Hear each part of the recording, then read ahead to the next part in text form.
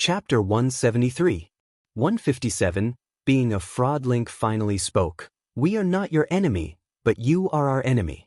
We have our own God, and he is unique. Please do not say such blasphemous words in front of me. If you want to make a move, then please do it. Hecate looked at the key of destiny in Madanzo's hand, and then at Link's strange divine bow. The power of the key of destiny was needless to say. It was once Enkidu's god-slaying sword, but now it had become a golden shuttle that no craftsman in the world could forge. And Link's bow was once used by Ammon.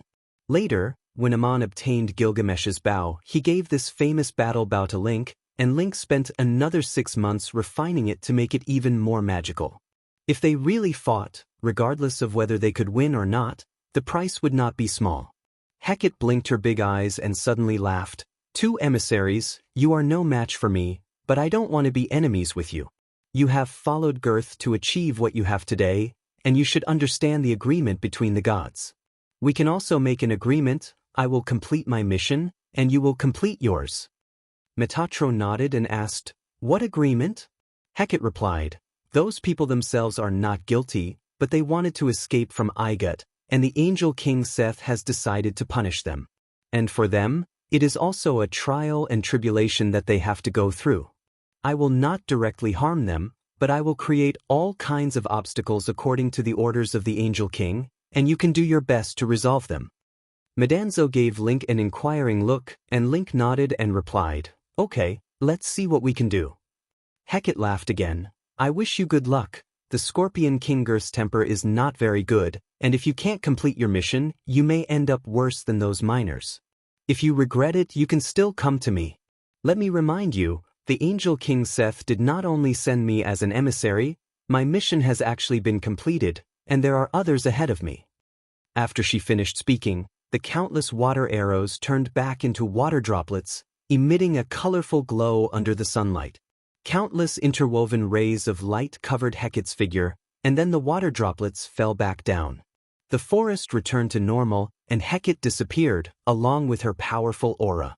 Metatron looked at the place where he disappeared and snorted. So his mission has already been completed, but he purposely appeared to scare us. After spouting so much nonsense, he actually wanted to take in disciples, but he took a fancy to us. Link laughed. This person doesn't even understand the situation, and thinks that we were sent by the Scorpion King. No matter whose emissary we are, if we betray our mission because of a few words from him, how can we achieve greater? Madanzo looked at the sky. He just wants to take in 2 powerful subordinates for himself. As for being able to join the Ennead and so on, those are all deceptive terms. It's just that I don't quite understand what he said. It seems like he's trying to be mysterious.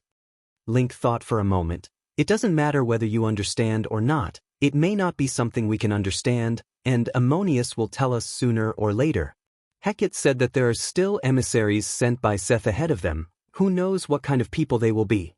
Madanzo shook the key of destiny. Who cares? The road is under Moses's feet, we'll see.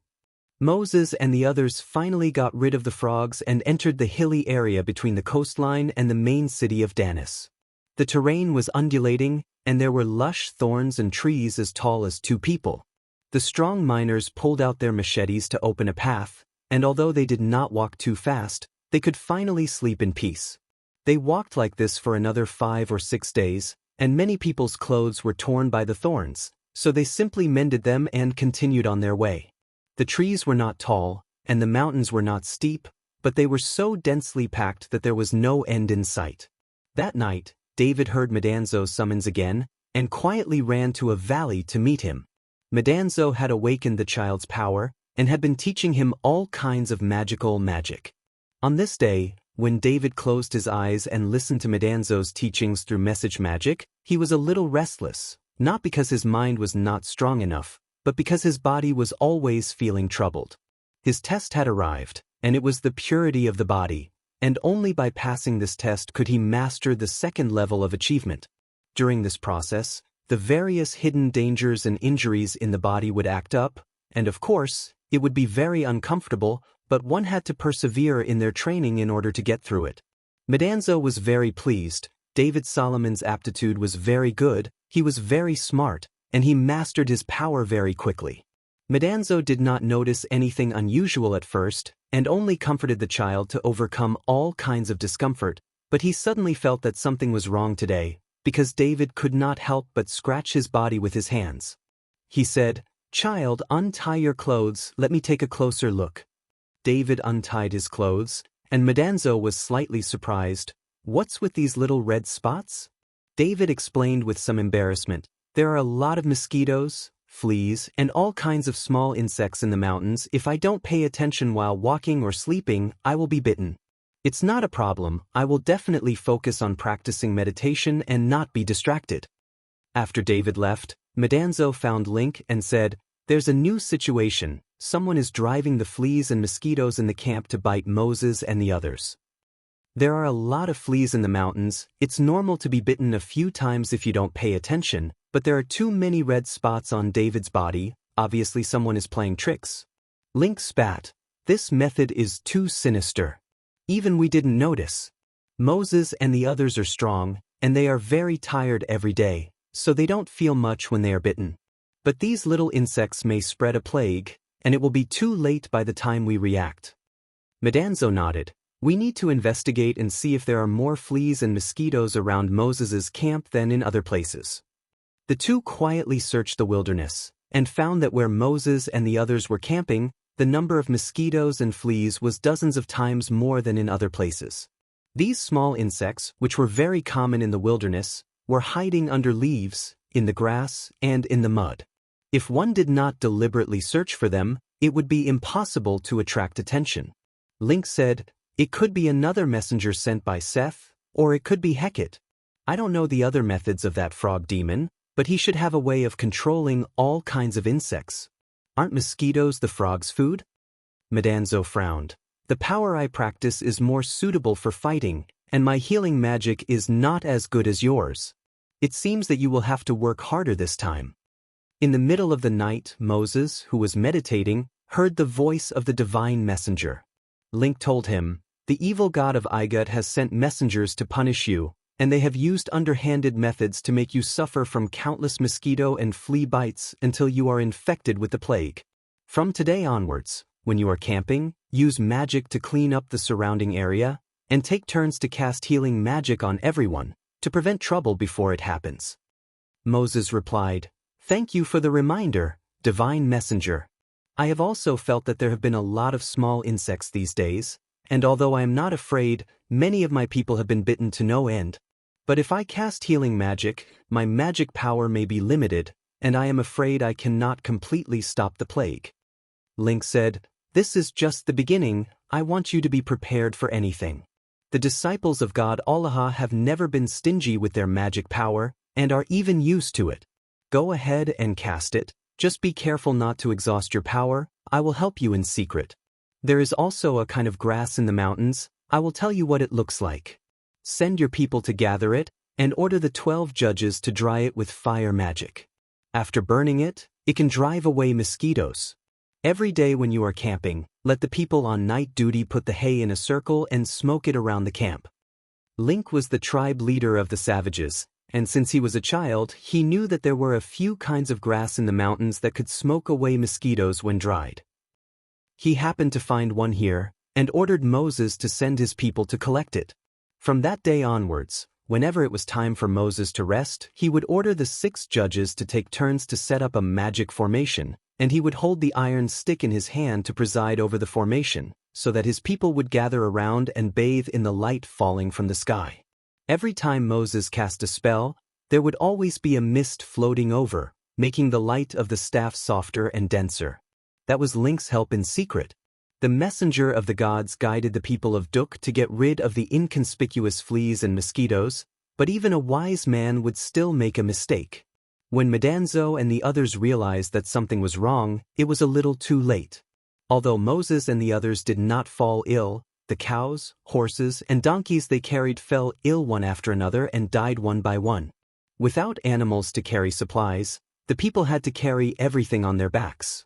Fortunately, a small part of the food they had carried along the way had been consumed, and they could barely carry all of it.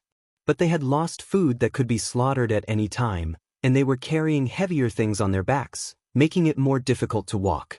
One day, they walked out of the dense forest and came to an open valley.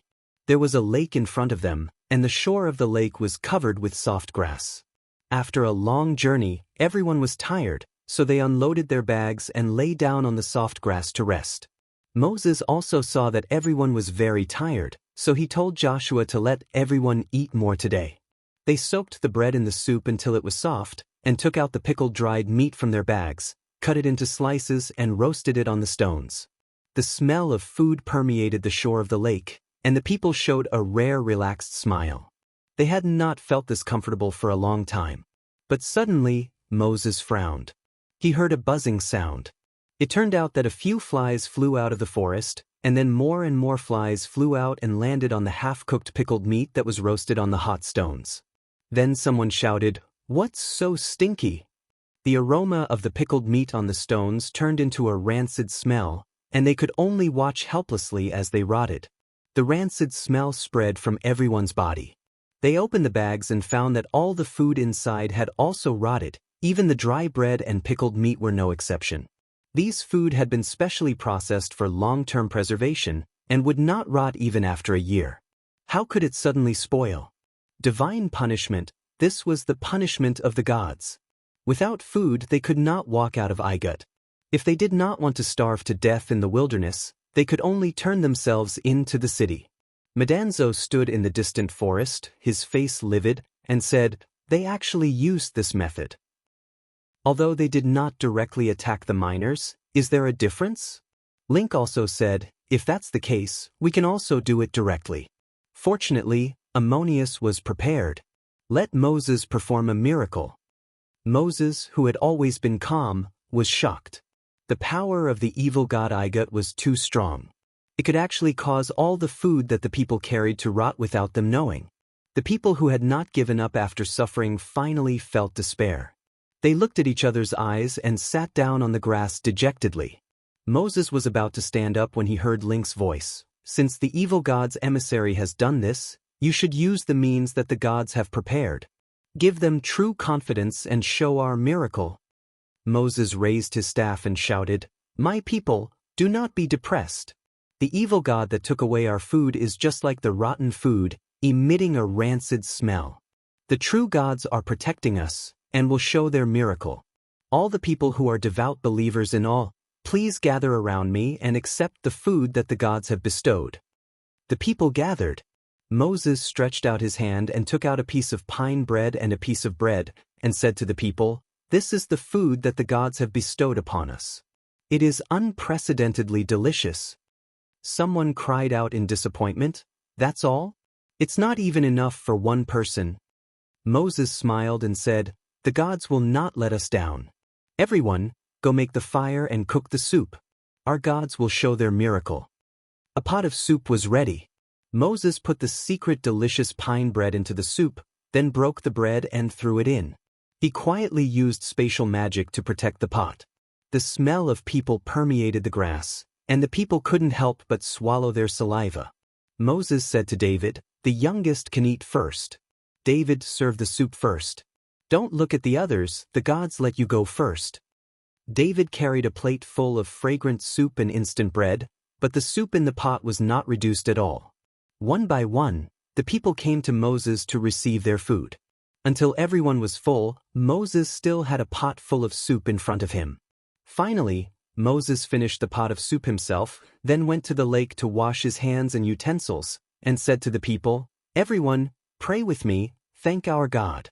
Thank him for giving us food, and the confidence and courage to overcome all difficulties." The people gathered around Moses and prayed to the only God in their hearts, Allah.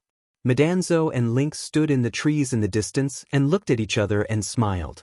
This miracle had actually been prepared a long time ago. The bread and pine bread had been stored in the ventosylum in the iron staff. Chapter 174. 158. I am a cat. When Moses and others embarked on a journey of suffering, what was Ammon, their god, doing? Ammon sent messengers to guide them on the way back to their hometown. After years of hard work and preparation, when the day really came, Ammon himself had no time to care. "Cat, the cat upstream from the temple of Isis Square hundreds of years ago, was Amon at the moment. It was not that Amon went back to hundreds of years ago, nor did he become a cat. This was a very special state of meditation. Perhaps it was not appropriate to call it meditation. After experiencing the test of losing power and growing up again, if there was anything different, it was that the current Amon was the self that he had been pursuing since he was born. Only by confirming this state could he reach a state where nothing existed, where his body and the world turned into nothingness. Schrödinger squatted in front of Amon and unreservedly opened her spiritual world to Amon. Amon was experiencing Schrödinger's past. He was not simply seeing or hearing, but feeling everything as Schrödinger himself. During this process, he had to be absolutely calm and forget himself. There could not be a trace of disturbance in his mind. Otherwise, everything he experienced would become unreal. This was why Schrödinger waited until today. In this state, she was also unreservedly opening up all her secrets. Therefore, Schrödinger had to find someone she could absolutely trust. The people of Igut liked cats. This was a very old tradition. Cats came to Igut and solved the rat infestation in many places. They were regarded as the servants of the god of fertility. Therefore, around the temple of Isis Square, people had always had the habit of feeding cats. There were many stray cats living here, and Schrödinger was one of them. Cats had a wide variety of food. In addition to eating food from people, they also ran around to catch mice, birds, termites, grasshoppers, and other flying insects. It was very difficult for an ordinary person to imagine eating a live rat, but all the feelings were real. Under such circumstances, he was still able to not have a single thought and not have a single thought. This was the current Amon. This was a curious kitten. It was not afraid of humans, but it had a natural sense of alienation from humans. It would not get too close to them. Whenever various ceremonies were held in the square and people gathered, the cats would disappear without a trace. But one day, Schrödinger was chasing a flying beetle and forgot about its surroundings. When it came back to its senses, it found itself surrounded by feet. It was caught in the crowd and had nowhere to hide. It was frightened. A kitten wrapped in the surging crowd could be trampled to death. Just as it was overwhelmed with fear, it realized that everyone around it had stopped moving and knelt down in one direction. Ethereal singing came from the sky, and the temple bell rang melodiously. The cat looked up and saw the golden sky. There was a soft light sprinkling on its body. It was an indescribable magical feeling. The cat actually forgot its fear and stopped shivering. It was as if an invisible hand was caressing the depths of its soul. It just happened to be in time for the annual blessing of Isis. Perhaps it was a coincidence, or perhaps it was a sudden enlightenment, but at its most frightened moment, it experienced the blessing of Isis. At that moment, it seemed to vaguely understand something. Since then, the cat often slipped into the temple. Its simple intelligence could not make complex thoughts. It was only searching for the familiar feeling in its memory, in the singing of the priests, under the gaze of the statue. The cat's intuition was much sharper than that of humans. It remembered the singing and participated in many temple ceremonies. The priests thought that the kitten was very interesting. Instead of playing in the square, it was willing to come to the temple to watch the various ceremonies of the priests. It was like a small priest. After getting familiar with it, no one cared about it. People even gave it a name, Batet. Batet did not know how many awakening ceremonies it had experienced, including many second awakening ceremonies held by supreme mages for supreme warriors, as well as various blessings. Of course, it was not the protagonist of the ceremony, but a kitten standing at the feet of people watching the fun. The priests in the temple already knew the habits of the cat, so they did not banish it. Instead, they thought it was very interesting. A cat's lifespan was usually only a decade or so, but this kitten had lived for nearly 100 years. It did not know that it had such a long life, and all its actions were purely instinctive. The long years gradually gave it clear memories, which opened up the ability to think, and thinking made it spontaneously learn and understand. It did not know when it started, but when it lay on the bookshelf and watched the priests teach hieroglyphs, it suddenly realized that it had actually listened to them countless times and understood the hieroglyphs word by word. These were not memories of Schrödinger, but traces imprinted in its soul. Aman unfolded his soul to open these imprints, and just like Schrödinger, he experienced all this for many years. When Schrödinger suddenly realized that he understood hieroglyphs, exactly one night had passed in the real world. This was a concept that was difficult for people to understand, as if it was a paradox of time. Aman had only sat for one night, but he had experienced many years. Time did not slow down, nor did it speed up, but the imprints in Schrödinger's soul had unfolded so much. If he did not have the achievements he had today, not only would it be difficult for him to accept it, but his consciousness might also be shattered into pieces. When the sky was just beginning to brighten, Aman opened his eyes. After experiencing this night, he felt that his soul had become both powerful and weak at the same time. Being powerful referred to being able to contain more in a single thought. Just like reading a book, a single glance could imprint the entire volume into one's mind, even clearer than an ordinary person studying it carefully. Being weak referred to having consumed too much energy, and having reached his limit. If he did not stop, Aman would very likely be completely lost in Schrödinger's imprints and enter a deep state of coma. Aman exhaled deeply and asked with a weary voice, "This is where you came from? You made me experience all this in order to undo the seal that imprisoned me?" Schrödinger shook his head. "No, this is only the beginning. I need you to clearly understand everything I've experienced, only then will you be able to find the seal that imprisoned me." Aman was a little surprised. "What seal? You don't even know? Then how do I undo it?" Schrödinger sighed. "It's in my imprints. When I unfolded my soul to you, my consciousness was stagnant, and I don't know exactly what you've experienced. Only in this way can you perceive it more clearly than I do. What did you understand just now?" Aman smiled. "The me just now was you back then. After opening my eyes, I thought of a person. Well, it can't be said to be a person, it should be said to be an ironback." Aman thought of Elmar, because Elmar had learned hieroglyphs not long ago. How could an ironback know how to write? In fact, Aman did not understand, he only let Link teach it. But now he was witnessing the entire process of a cat awakening its intelligence. There was a great coincidence that even the cat itself was unaware of, like the light in the sky suddenly illuminating something. Schrödinger's expression was a little startled. "So you've experienced so much? Then there's the real confusion. As a cat, I didn't understand what kind of existence I was. You need a good rest, and after you recover, go and experience it again." Aman rested for a whole day, and that night he still felt that he had not recovered. It was not that his magic power was exhausted, but a kind of tiredness made it difficult for him to accommodate the imprint in another soul. Schrödinger patiently waited for him for another 2 days, and on the third day he started again. When the cat realized that it could read hieroglyphs and even write the name Batit with its claws, its way of thinking changed, and its real confusion began. This cat did not know what kind of existence it was, and it was obviously different from other cats. When it woke up from its muddle-headed ignorance, it realized that the cats that had wandered with it in the temple square were long gone, and it did not know how many generations had passed, but it was still alive. Why was this, and what was life?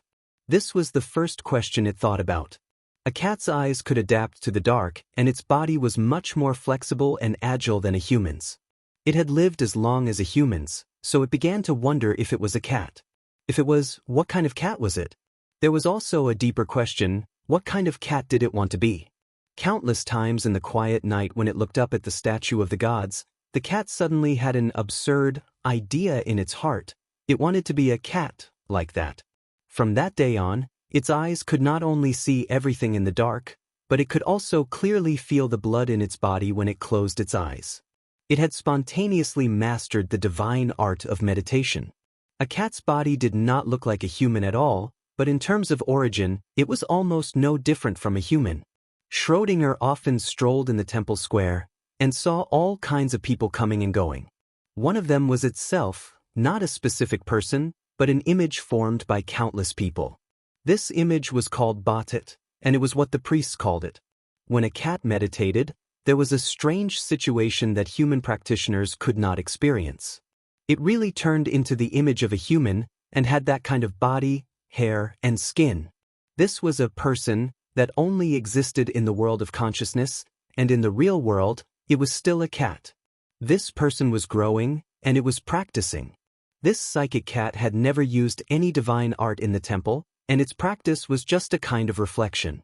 In fact, from the day it had self-awareness, it was already stronger than a lion, but no one dared to fight it. Batet gradually became a mascot in the temple. It was regarded as a magical cat by the priests because it lived long enough, and it had been in the temple for many years. It was a symbol of the god's favor. The cat began its own practice, and it was very unique, different from everyone else in the temple. It could not have received formal education, and it did not have any prejudices in its heart. It just practiced whatever it thought of, and it did not have the concept of divine arts or physical arts. Inadvertently, it passed through many tests. Finally, one day, it decided to play a joke on a young priest, and suddenly used message magic. The young priest did not see a cat, but a woman called Batet.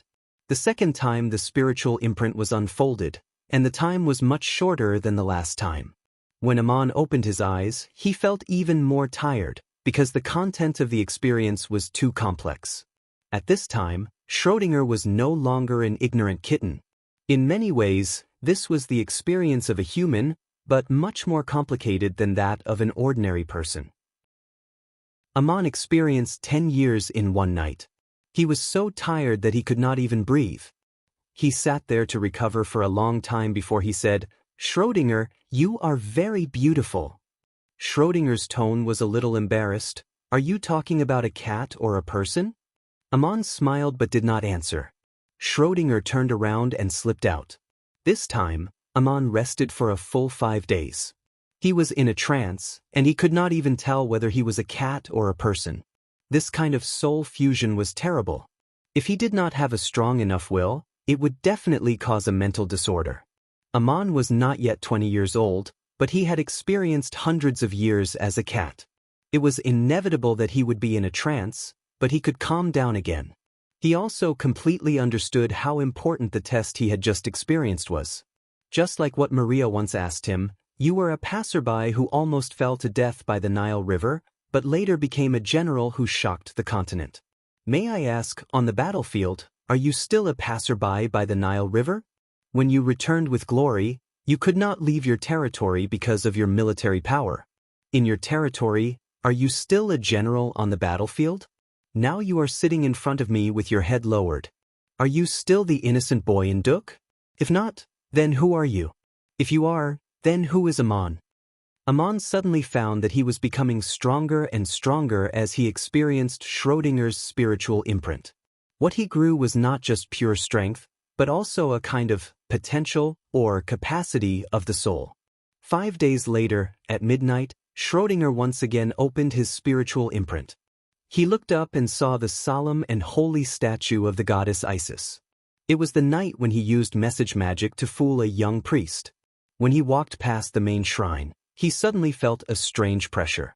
The eyes of the statue were staring at him. The cat had sensed it long ago, but today was different from the past.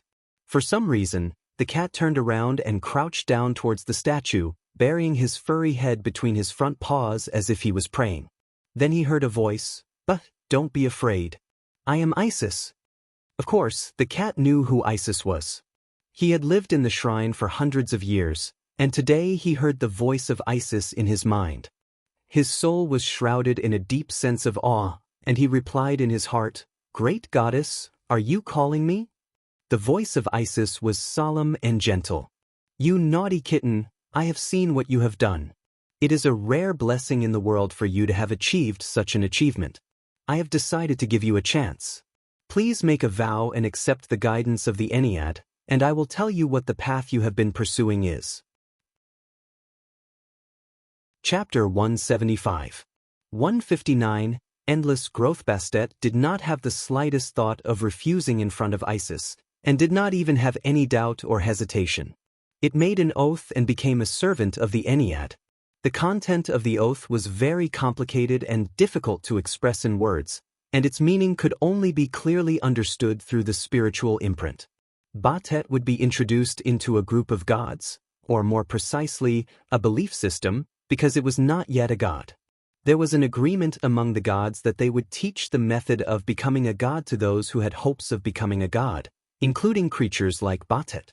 However, this had to be approved by the divine system, and only gods who had truly transcended eternal life had the right to do so.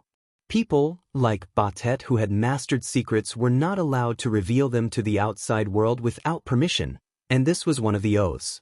Joining a divine clan meant that one must be loyal to the clan and could not betray it, because its power came from this. This kind of oath was not an empty oath made by mortals, but was left in the spiritual imprint, and there was no way to go back on it. There may also be conflicts or even wars between the gods of the same divine clan, which seemed to contradict the oath of joining the divine clan, but that was another situation, and Batet could not understand it at that time. There was an agreement between the gods, and there was also an agreement between the god systems. For example, there was such an agreement between the Ennead and the Anunnaki divine clan that when the people of the mortal world had a conflict in the name of the gods could not directly intervene, and could only change it through various tests or in the form of agreements with mortals. This agreement seemed to limit what the gods could do, but it was also a way for everyone to coexist, and for a reason that people did not understand, the gods seemed to be willing to do so. Of course, the members of the divine clan could not all be true gods who had transcended eternal life, and the gods would send messengers to do many things, such as servants like Batet. Isis did not choose Batet for no reason, because this cat already had the foundation of cultivation. According to the myths and legends, this cat was already a mutated cat demon, and was about to transform into a human form. Naturally, it was an excellent assistant, and introducing it into the divine clan could also strengthen the power of the divine clan. This foundation wasn't given to it by Isis. It had been cultivated naturally, and Isis had guided it to the right path. In this experience, Amon also learned the secret of becoming a god. This was the answer that Crazy Owl and Bear had yearned for but could not get. As a cat, Ba did not pray to the gods, but was naturally led into the Ennead by Isis. However, this answer was no longer important to Amon. It was the origin power that he had comprehended. Back then, Crazy Owl discovered that the advancement of a warrior required various tests, and this was the most important breakthrough for him to solve the riddle. In fact, the secret that Isis had taught him was not about power itself, but the transcendence obtained through numerous trials. There were many people in the world who practiced body arts or divine arts. They may have achieved success, but the various trials they had experienced were unclear, and they may never reach the true realm of transcendence. Even if some people had achieved extremely high achievements, it was difficult for them to clearly summarize and experience it. After all, the path that everyone took was very different, and the common pattern was not so easy to find. People would inevitably pay the most attention to magical power, but often neglect the mystery of obtaining power. This was something that Amon had a deep understanding of, but after experiencing the past in Schrödinger's soul imprint, it was completely clear, because he had verified the cultivation of Batet in the past. Batet had made a vow that without the permission of the Ennead, she could not reveal the secret of becoming a god to others. This was the power that only the Lord God had.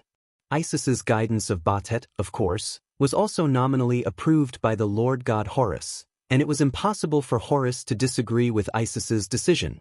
All those who received guidance must swear allegiance to this divine clan, and if there was an exception, Amon might be the only one. Amon learned all of Schrödinger's secrets from her soul imprint. It was difficult to say whether Schrödinger had violated the vow made by Batet in the past, but she did not reveal the secret of becoming a god to anyone. The answer that Crazy Owl and Bear were desperately seeking was in the heart of the cat beside them. Amon had gone through such a difficult path, and Schrödinger had accompanied him all the time, giving him a lot of help and guidance, but not directly telling him what the secret was. It was not until Amon had cultivated the power of two sides to the 8th level and comprehended the origin of the power of the gods that Schrödinger opened the soul imprint to him. Amon already knew the real answer, and he did not receive guidance from any divine clan. One thing was very interesting.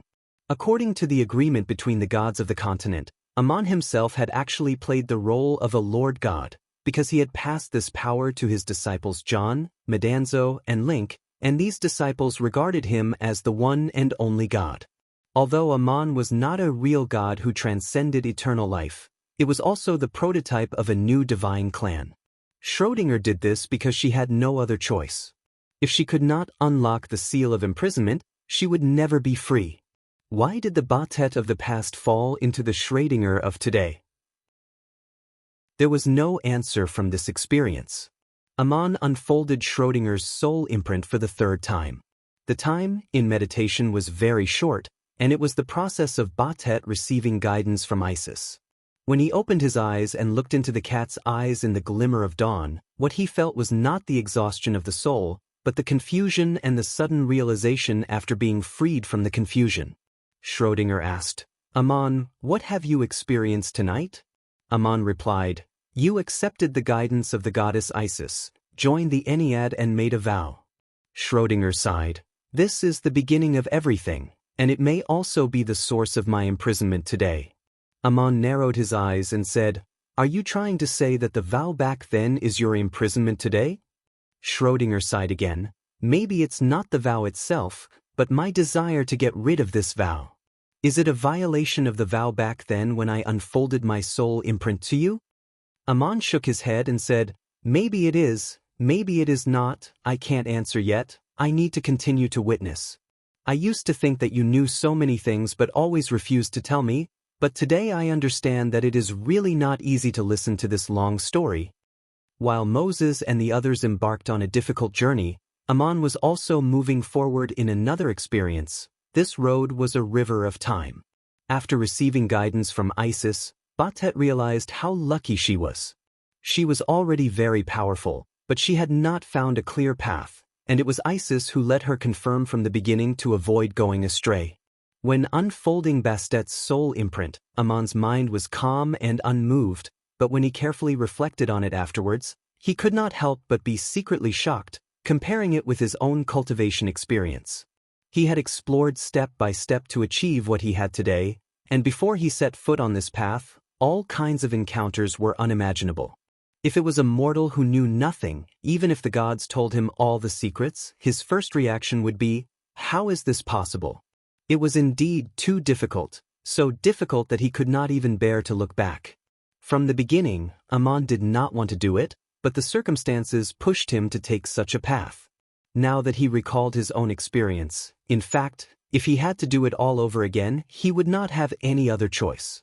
Amon himself was a general on the battlefield, but he had experienced many thrilling and unimaginable battles in Schrödinger's soul imprint. Not only were there conflicts between divine systems, but the enemies also included monsters and various demons in the divine realm. In addition to the places where people lived, there were all kinds of monsters in the vast wilderness, which Amon had encountered. So where did the demons come from? In fact, these so-called demons had the same origin as Bat and even Amon. Why was Batet considered lucky? On one hand, she had gained wisdom and obtained mystical powers. On the other hand, she did not lose her mind or fall, and received the guidance of Isis at the crucial moment. The so-called correct path might not be limited to just one, but ultimately all should lead to the realm of transcendence and eternal life. But the wrong path was hard to say. There were all sorts of strange things, and perhaps even the gods did not know where it led to. For example, the mutated Ironback King Elmar. If it had been killed by Medanzo and Link back then, it would not be where it is today, and if Amon did not pass by, and it killed Medanzo and Link, no one knew what would have happened afterwards. Divine arts and body arts circulated in the world, especially divine arts which were so mystical. There were laws in the world that only hereditary nobles with the permission of the divine temples could learn divine arts and divine texts. But there would always be deviations when it was carried out by humans. Over thousands of years, there would inevitably be secret arts being passed down. Although it was by chance, it was inevitable after a long time, just like Bastet's situation. These people and creatures could become irritable and cruel. For example, if John had not met Amon, it would have been difficult for him to control his restless power. More dangerous than impulsive and irritable on the surface was their ruthlessness and cold-bloodedness. Some people would even use all kinds of evil methods to cultivate their power, and if it was not stopped, it would become a disaster. As a servant of the gods, Batet was often sent to fight against these demons. Sometimes the powerful demons in the wilderness would be directly beheaded by her, and sometimes she would secretly help the warriors of the human world. Batet made outstanding contributions to the messengers sent by the Ennead, and she advanced bravely all the way until one day she lost her power and was recalled to the temple of Isis. Aman had experienced this kind of test before, and at this time he saw the importance of the divine system. She needed guidance and protection. When she finally passed the test, Osiris appeared. Osiris directly walked out of his own statue, like a shadow in the night suddenly becoming alive. Batet hurriedly transformed into a human figure and prostrated herself, saying, "Great Osiris, you have appeared before me. Do you have any instructions?" Osiris's voice seemed to come from the abyss. "But, I have seen your performance. You are the most outstanding of all the divine emissaries. I will give you the latest guidance." From that day on, Bat became an emissary of the underworld and carried out more dangerous tasks. And as a reward, Osiris taught her a strange magic that could restrain living souls. The so-called living soul could barely be described as the soul of a living creature. When a life is destroyed, everything is over, but what one has done in a lifetime will still leave a mark. Whether the person is willing or not, the influence of these marks will still exist. For example, when a person dies, people in the world will still think of him, and the places he passed and the things he used will still leave traces of him, and this information will become another kind of consciousness. Sometimes people will say that they see ghosts, but it is just the opposite of these marks. But if this information can be condensed into a kind of consciousness, that is, a living soul. Aman saw the souls of his father and Mayor Dusty in the underworld of Anunnaki, and the situation was similar. Aman once suspected that the queen of the underworld, Kella, performed a kind of magic that people did not understand, and now he himself had learned this magic from the experience of Schrödinger, and it was recorded in the Book of the Dead, which Osiris taught to Batet, and it was called the magic of the dead. It could not only receive the souls of the dead, but it could also restrain the souls of the beheaded. The dead would disperse, just as the traces left by people would gradually disappear sooner or later, but those souls with strong wishes or deep resentment could be received or restrained and led into the underworld of the Ennead. Bastet's main task was to behead those powerful demons, restrain their souls, and let Osiris collect them in the Book of the Dead. Aman unfolded Schrödinger's spiritual imprint. After this experience, it was already 2 months after Moses's departure, and he now had the same achievement of the 8th level of the power of origin as Batet, and when he looked back on this experience, he naturally also mastered the magic of the dead. From this, he also understood one thing, and that was that such spiritual imprints were probably the so-called true language in the poem. But so far, he still did not understand how Kella built the underworld, and for what purpose? If he continued, Bastet's realm back then would have surpassed the current Aman. Schrödinger specifically reminded him, "Aman, you are not a complete experience, but a non-existent bystander. You have not yet reached the realm, and you cannot really break through in the experience. But doing this is also good for you, and it will help you when you break through the same realm in the future. Understand first, then verify." Aman soon realized why Schrödinger said this, because Batet had experienced the test of breaking through to the 9th level. She had been practicing in seclusion under the protection of Osiris, meditating for a whole half a year, and her soul seemed to have entered an endless river. This was the most difficult experience Aman had ever had since he unfolded Schrödinger's spiritual imprint. It was different from the past because he could not stop at any time, and had to complete this test in order to get out of the meditation. Fortunately, the power of Aman's soul was much stronger than it was a few months ago, and he could barely complete it in one go. Entering the meditation of Batet in the past was like a dream within a dream, and he had to wait for Batet to wake up before the current Aman could wake up. This experience could be described in 4 words: endless. It was no longer the experience of a cat, but the life course of all kinds of creatures, and the complex information was more than anyone's soul could bear. A person's life was limited, and so was their knowledge, but at this moment, all kinds of knowledge of different identities poured into the soul. Bastet's soul was almost drowned and lost in this river, unable to find the end, but in the end, she crossed it safely. She had experienced it all and forgotten it all, and the only way to reach the other side was to remain unmoved and not separate. Aman also did not move, and he was able to experience so many years as a cat without being in a trance, and his soul was clear and unhindered. After going through the test of endless growth, Schrödinger's power immediately became stronger and more magical. She really became a person and did not use message magic or shape-shifting magic. At this time, Osiris told her that she was the most powerful of all the divine servants of the Ennead, second only to those gods who had truly transcended eternal life.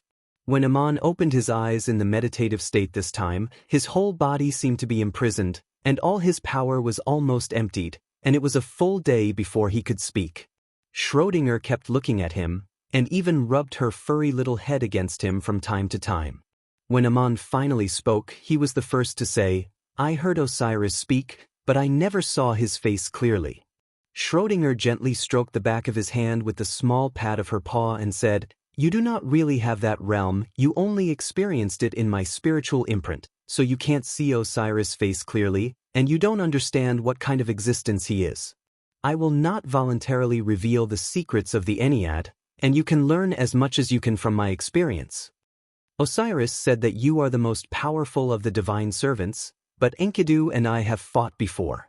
Back then, you were no match for Enkidu. In terms of pure strength, you can't even defeat me now." Aman took a deep breath and moved his body with difficulty before saying, "Osiris said that you are the most powerful of the divine servants."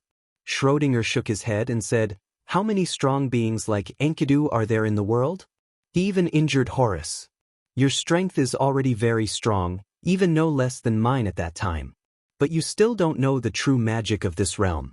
There are many people who have achieved the 9th level in the world who have not experienced the test of endless growth, and they will not understand it until the last moment." Aman did not quickly realize what magic Schrödinger was talking about, because this time he had to rest for a full month before he could continue. The next experience in the spiritual imprint contained too many unknowns for Aman. The 9th level supreme warriors or supreme mages of the human world may be able to fight with him in terms of strength, but there were many realms that he had not experienced. The transcendence of the gods did not depend solely on great strength. Schrödinger learned necromancy and passed the test of endless growth, and of course, he also had the special ability that Aman obtained from the underworld. Only then did Aman understand that it was just sensing people's thoughts. As long as one had achieved the 7th level, if they were prepared, even the gods could not catch them, and his special ability was not always effective. Aman was also relieved at the same time, which also meant that even the gods could not sense his thoughts. Chapter 176. The cat goddess Bastet now had the title Cat Goddess. Although she was not yet a true god who transcended eternal life, she was already qualified to enjoy sacrifices in the shrine. The gods sent down an oracle, and the priests of the shrine built a statue for Bastet next to the statue of Osiris, which was the image that Azeng saw. He had also built a similar statue in the manor. At this time, the magic of a higher realm could be seen. Bastet had cultivated another independent consciousness, which was one with her origin and could attach to the statue. The statue itself naturally had no magic power, but it had a strange source of power, which was the sacrifices and prayers of people, the requests and wishes, and the casting of countless thoughts and beliefs. Intelligence has power, and thinking also requires energy. It can't see, but without this power, people can't do anything. For example, to drink a glass of water, the first thing to do was to have the thought of drinking water, and the body knew to pick up the cup. This was not the power that people usually understood. All that could be seen was the hand picking up the cup, and as for the origin behind it, it was another form. The incarnation that the statue attached to was a part of Bastet, which was also related to Bastet's realm. The higher her realm was, the more statues she could attach to. On the other hand, the wider the source of this power she obtained, the stronger her soul would be. In a sense, the scope of her divine realm would be wider. Is this the so-called divine power source domain? Batet never had her own independent divine realm. She only enjoyed sacrifices as a follower of Osiris in the shrines of various places. In Schrödinger's spiritual imprint, Azing had a preliminary understanding of the meaning of the divine realm. He had once sensed the thoughts of countless people in the underworld of the Anunnaki divine clan. At that time, Azing could only keep his consciousness clear and undisturbed. Now he could finally confirm that those were the prayers of countless people in the divine realm to the queen of the underworld, including the thoughts of the souls in the underworld. The underworld of the Anunnaki divine clan was an independent divine realm belonging to Kela. There, she could have the power of those souls. No wonder Azeng released the souls of the Dushians, which made the queen of Kela furious. Judging from the undead magic that Azeng had mastered, the queen of Kela had used this magic to restrain the souls and build the underworld. What was so magical about this power? It could repair the soul. Can the soul be hurt? Ordinary people might not understand, but at us level, it was very clear. Ashen had been through hundreds of battles, but there was not a single scar on his body, but he had been injured. The most serious time was when he crossed the Euphrates River and encountered a monster. He used a scroll to kill the monster and then hurried on with his journey. He accidentally used up all his energy and almost couldn't move. It took him half a month to recover in Abel and Cain's manner. Without life force, a person would be nothing more than a block of cold blood. Without a soul, a person would be nothing more than a walking corpse. All injuries hurt one's life force and soul. Some could be seen while some could only be felt. The simplest example was that when a person was extremely fatigued and his consciousness was hazy, he would not be able to exert his strength no matter how strong his body was. As a follower of the god of the underworld, Batet slew powerful demons and bound their souls. His own soul would also be injured in battle, but the incarnations attached to the statues of the gods could continuously absorb power to repair his soul.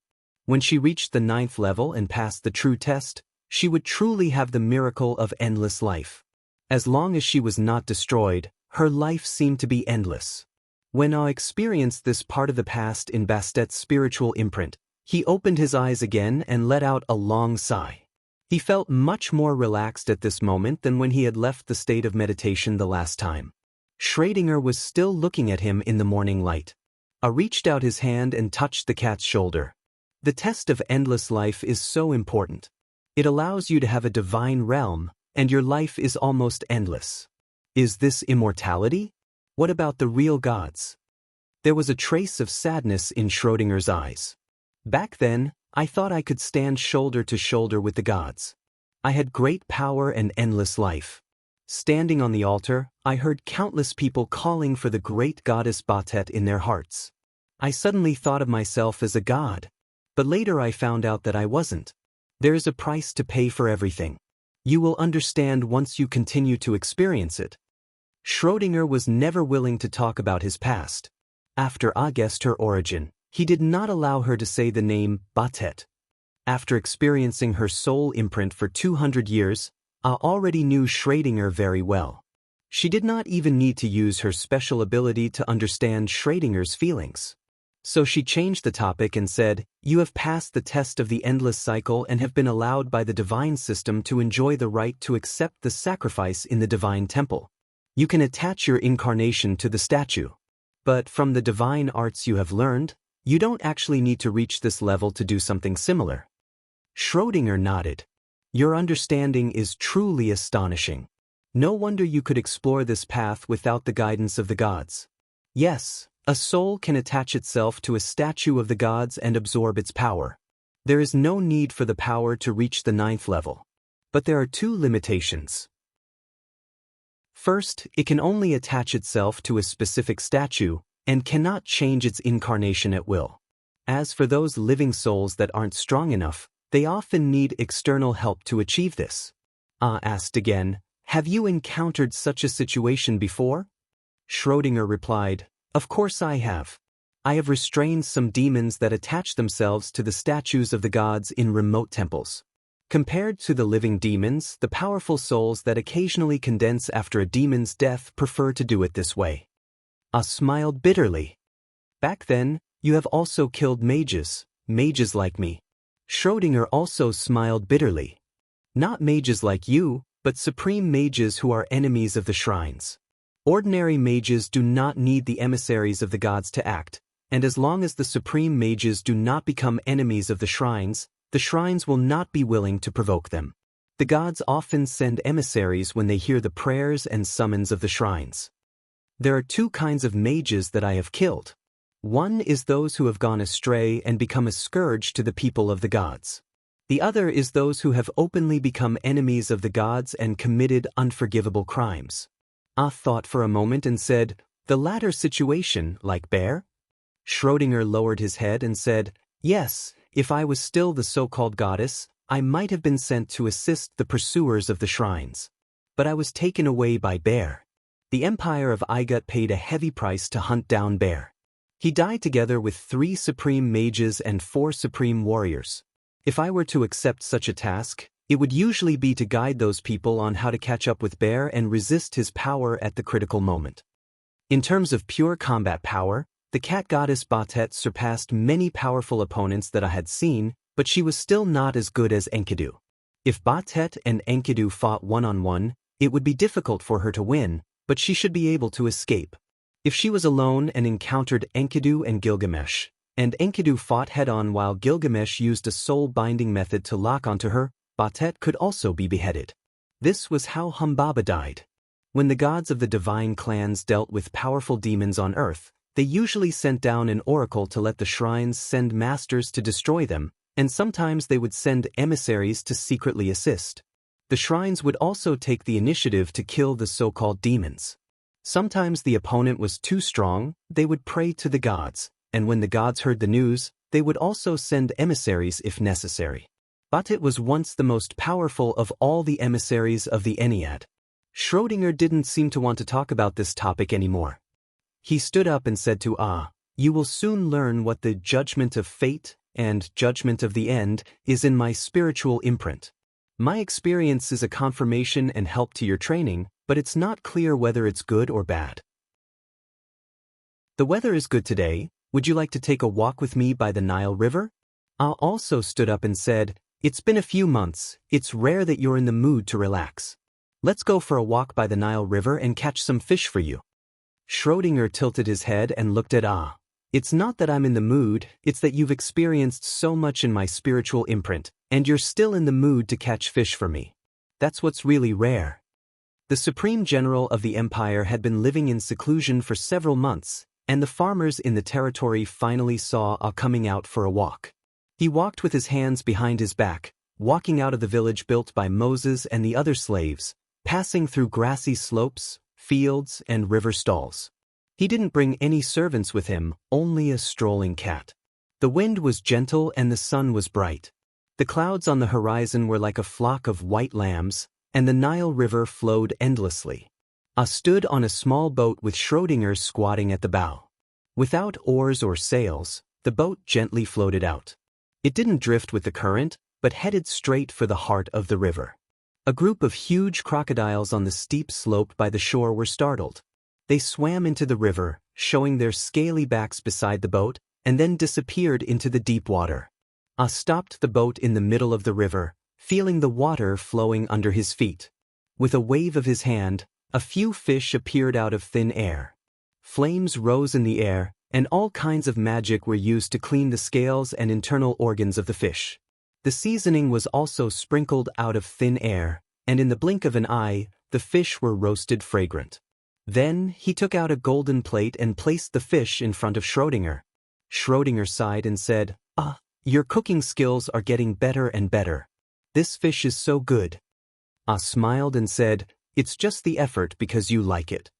Schrödinger looked up at the sky with his cat eyes and said, people often forget that the sky is so blue that it makes people's hearts beat. I also looked up at the sky and said, you were very sad just now. Are you in a good mood now? Schrödinger smiled and said, It's been 100 years, and I've never been as sad as I am today, nor as happy as I am today. Seeing that Schrödinger was happy, I was also very happy. He wanted to continue to unfold Schrödinger's spiritual imprint that night. After 200 years, it was the most critical moment, but Schrödinger advised him to rest for a few more days, and he must be at the peak of his condition to experience the next part. I rested for 3 days, and at the same time he practiced the power of the 8th level. All the skills he had learned before could be instantly used as one.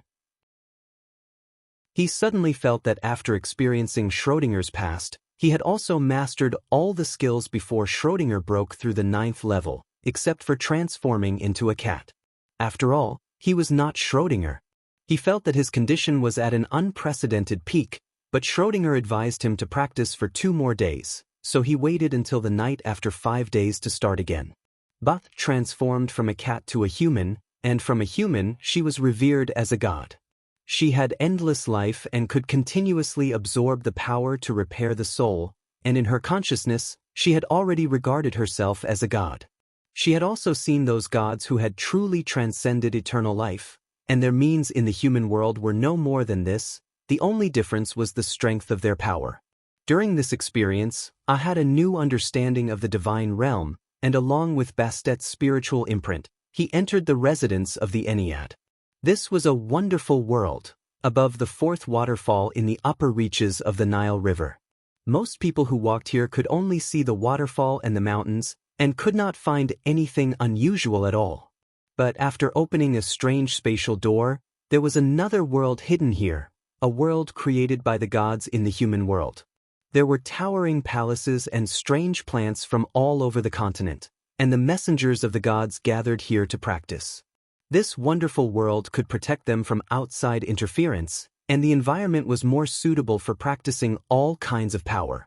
Bastet had an independent small palace. It was called the Eru, first built by Ra, and later built by Isis and Seth. Every brick, every stone, every blade of grass and every tree was the most beautiful in the world, and the use of brilliant magic formations to gather the ubiquitous power between heaven and earth, creating a magical spatial world. But the real gods rarely appeared here. Only Horus lived in the Eru all year round, and the messengers of the gods obeyed his orders. I also went to the underworld of the Ennead through Schrödinger's spiritual imprint. In the myths and legends, Osiris lived at the end of the Nile River, which also symbolized the end of people's lives, and the underworld was indeed on a beach at the mouth of the Nile River, which was flooded for half a year. The underworld was also invisible to ordinary people.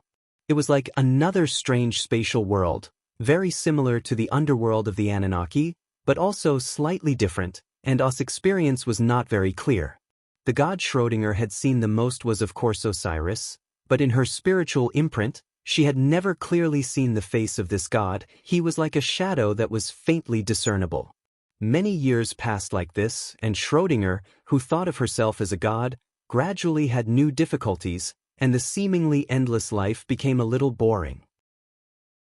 Year after year, like a monotonous river flowing through the same section, the people of the world were constantly changing, but life was always familiar. Is that what I am, she thought to herself, a god? From a cat to a goddess, was this what she was after? I have witnessed too much, but why should I witness it? Just when her unwavering faith for 300 years was in trouble, the real test came. At that time, Bastet was in the underworld, and a strange power ignored the barrier of the underworld and directly pulled her out, revealing her on a desolate beach. Schrödinger thought that she had encountered a powerful enemy, probably an attack from a foreign god. The underworld was built by a magical space, so who could directly pull her out of the underworld? The enemy was unimaginably powerful. She looked up and saw a gray vortex in the sky, as if it was tearing the world apart and leading to an endless unknown abyss. She donned her battle armor and picked up her weapon, only to be struck by a bolt of black lightning. Not only did the lightning strike her weapon, it also struck her soul. It was as though the sun had suddenly lit up in the darkness. She finally understood what she was facing. Just like Zeng had witnessed the encounter of Enkidu, Bastet had also experienced the battle of the invisible opponent. All the attacks seemed familiar, hidden in the black lightning, and contained all the injuries suffered by the enemies she had killed in her life. She had no way to avoid it, she could only face it, just like the test of fate. According to the understanding of ordinary people, defeating a person did not only depend on strength, but also on the timing and position of the attack. For example, a heavy blow might not be able to injure a Hercules, but a light stab at a vital point would be able to take the opponent's life. These were all techniques in combat. But the test of fate did not include such techniques, it was just the power to inflict damage. With Bastet's achievements at that time, she could already change her body, so there were no vital points to speak of. But the power of the Black Lightning was not limited to just that, it also attacked her soul. All the resentment of the world towards Bastet erupted. Bast finally understood one thing. The gratitude she received from the altar and the kindness of her prayers could counteract this resentment. Otherwise, the first strike of the Black Lightning would have shattered her soul. This was like the judgment of the end of the world. There was no enemy, it was the reflection of all her actions. Bastet finally felt truly weak, she was far from being as strong as she thought. The valiant demon body that had cultivated for 300 years was destroyed. The incarnations that had attached themselves to the shrines had all disappeared. Her life was over, her soul was severely injured, and she had lost all her strength, but it was not destroyed. When the black vortex disappeared, her final realization was that she was different from the souls that she had been bound to. She could attach herself to a blank life, combining her soul and life force. This was a choice made in a single thought. She wished that she was still a cat. 300 years of cultivation, all the achievements she had, in the end, all she got was a chance to make a choice. At this moment, her soul was suddenly intercepted by a mysterious power, as if time had stopped for an eternity. This was necromancy divine art, and it was a necromancy divine art that could only be performed by real gods. The one who acted was Osiris, the god of the underworld. It was as if his soul had fused with hers, giving Bastet 3 choices. Chapter 177. 100 Years of Solitude. The first option was to stay. At that time, But was in a pure soul state, sober as never before, but she could not stay in the world on her own. The all-powerful Osiris could use the necromancy magic that only gods could master to keep her in the underworld and use the power of the underworld to repair her soul. Once again, she could attach herself to the statues everywhere. Perhaps she could reform her body and one day become a true god who transcends eternal life. This seemed to be the best choice. She was still the goddess Bastet, the underworld, and had the hope of transcending eternal life. The second option was to forget. The imprint of the soul was the soul itself, and it could not be forgotten just because she said so. Osiris asked Bastet to unfold the imprint to him, just as Schrödinger did to Audiobook, saying the name and the real language. But Osiris did not do it just for the experience. He had the means to integrate these imprints into his soul, so Bastet would no longer exist. This seemed to be the worst choice, which meant the end of everything. 300 years of cultivation would eventually disappear, and the imprint would be left to Osiris. The third option was to refuse, because the first two options required Bastet's own consent, otherwise Osiris would not be able to stop her. Bastet could pretend that Osiris had never appeared at this moment, and still combine her soul with her new life, becoming a cat according to her wishes. This was the only thing she could do in the end after 300 years of cultivation. These three options sounded complicated, but there was no concept of time. It was just a moment when the soul became sober. Once Bastet made a decision, everything was over. I finally understood what the test of fate, the judgment of the end of days, was. After leaving this part of Schrödinger's imprint, he did not open his eyes. Instead, he sat for a whole day before he barely recovered. Although he was not the one who experienced the final test, he was also there. His soul was injured, and it was not something that could be repaired in a day or two. The place where he was in was the village built by Moses and the others, like a shaped duck town, with a shrine in the center of two neat rows of stone houses, and a square in front of the shrine. When opened Schrödinger's soul imprint, he was sitting in front of the altar in the temple. This temple was built by Moses and others for their God, Allah.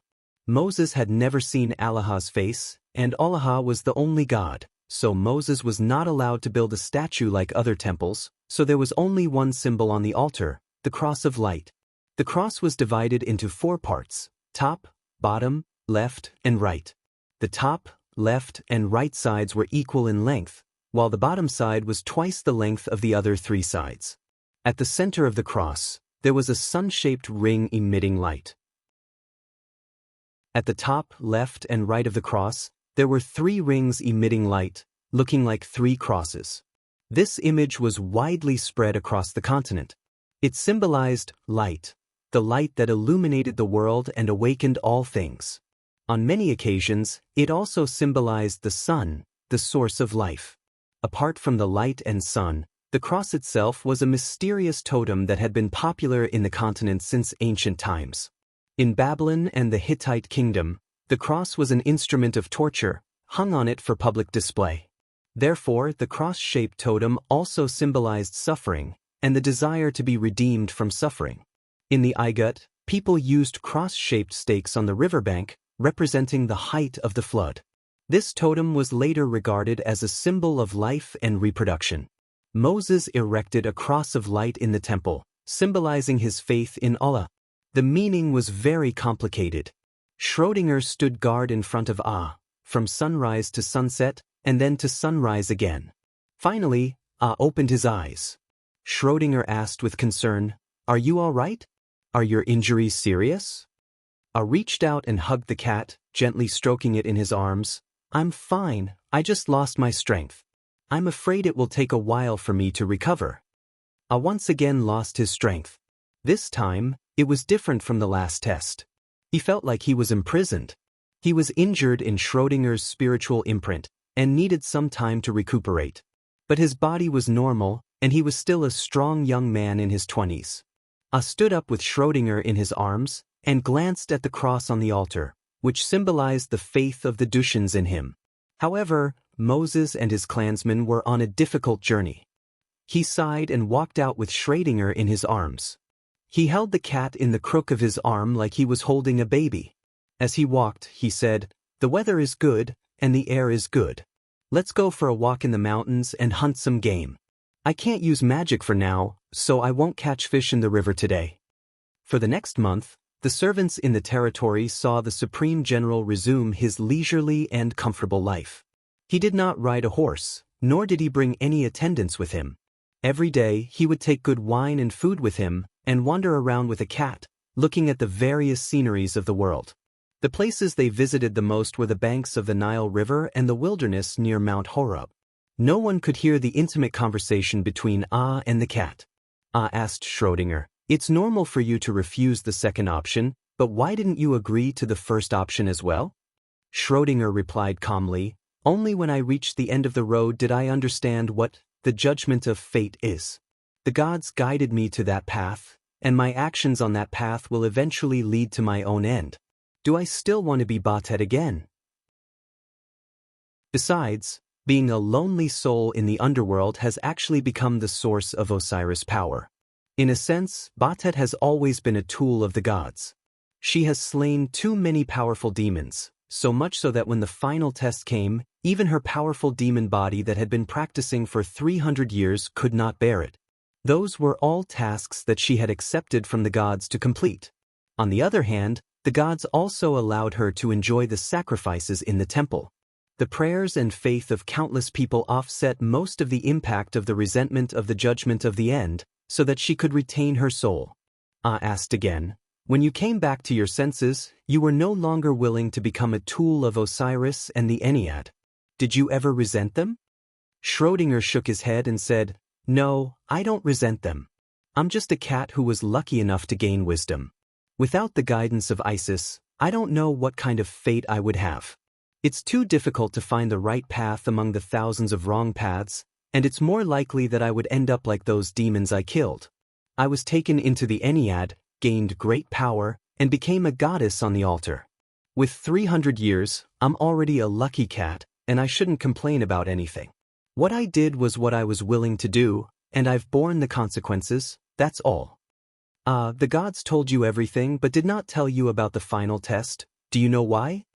Schrödinger, when I finally understood, I did not resent Osiris. He never told me, of course, there was a reason. If I had known what the final end of this path was a long time ago, I was likely to shrink back, and I would not have been able to pass all the previous tests, and I would not have been able to reach that step at all. Although the test was terrible, one must also be qualified to face it, and the arrival of the test is a symbol of achievement. But I also did not resent Osiris. If I had guessed from the heart, I would not have achieved that kind of achievement, and I would have been of no use to him. The gods need powerful and courageous emissaries to complete all kinds of difficult and dangerous tasks. No god will tell this secret to the recipient in advance, and will only make all kinds of arrangements and agreements. I suddenly thought of something, looked down at Schrödinger and said, Zeni once reminded me of 3 things. It seems to be related to the final test. Did you tell Bear? Schrödinger looked down at the soil at his feet. I was the one who reminded Bear, but it may not be all good intentions. I once said that knowing this secret is not good or bad for you. What will you do? I smiled. Nothing much. There's no difference between knowing and not knowing. In fact, I have also reminded my disciple, but some things are like fate, and you have to face it. A group of ants crawled past Schrödinger's feet, and the cat seemed to be talking to himself. It's easy to say, but it's also the hope of reaching the end of human achievement. Can you really do it? I sighed softly. I don't know, but since I said so, let's verify it. A month later, I once again opened Schrödinger's spiritual imprint. This was the last time. It felt like reincarnation, and Schrödinger became a newborn cat again. It finally opened its light blue and pink eyelids, looking at the strange and unknown world. At this moment, the cat was still at a loss, and could not even struggle to stand, and did not know who it was, but its eyes were extraordinarily clear. As it slowly grew up, it gradually showed a different kind of magic. It could recognize many things around it, although it had never seen them before. It naturally knew what they were and what they were used for, which made it instinctively avoid a lot of harm. The survival rate of kittens in the wild was very low, and at least half of the kittens born in the year would freeze to death in the first cold wave of winter. This was the law of nature. The few lucky ones that survived had to face predation from wild beasts, the difficulty of finding food, and all kinds of unpredictable injuries. Schrödinger knew how to make its own nest from the time it was a toddler. It brought all kinds of things that could keep it warm, and looked for a safe place to shelter from the rain. After the first winter, it felt more and more familiar with many things in the world. Finally, one day, it followed a cat from a secluded street corner to the square in front of the temple of Isis, and suddenly realized that it had been to this place before. This was Bastet's achievement. She could bring her memories back to life, but at the beginning, this memory was very vague and needed to be awakened bit by bit. The reason was very simple. The body and mind were one, and the soul was limited by life. A kitten's brain did not have the ability to think or recall so much complex information. It could only understand what it could understand at that time. In fact, Bastet did not die, but continued in such a situation and had another chance to start over. But this did not mean that it could restore its past achievements. Cats were weak, and a big dog could kill it before it had time to cultivate its strength. A stray cat that could grow to 2 years old was already considered lucky among its kind. Its memories gradually became clearer as it grew up, and it found its way back from the shadow of déjà vu.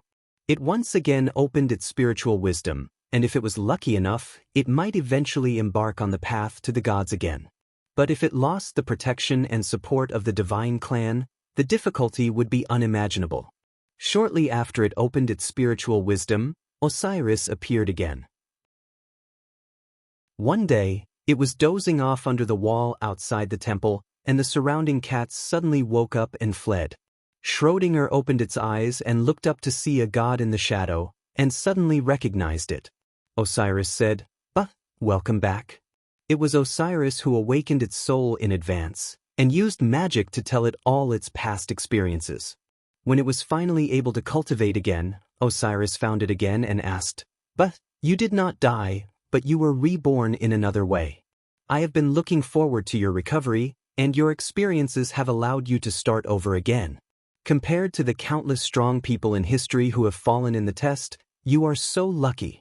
As long as you unfold your spiritual imprint to me, you will still be a member of the Ennead.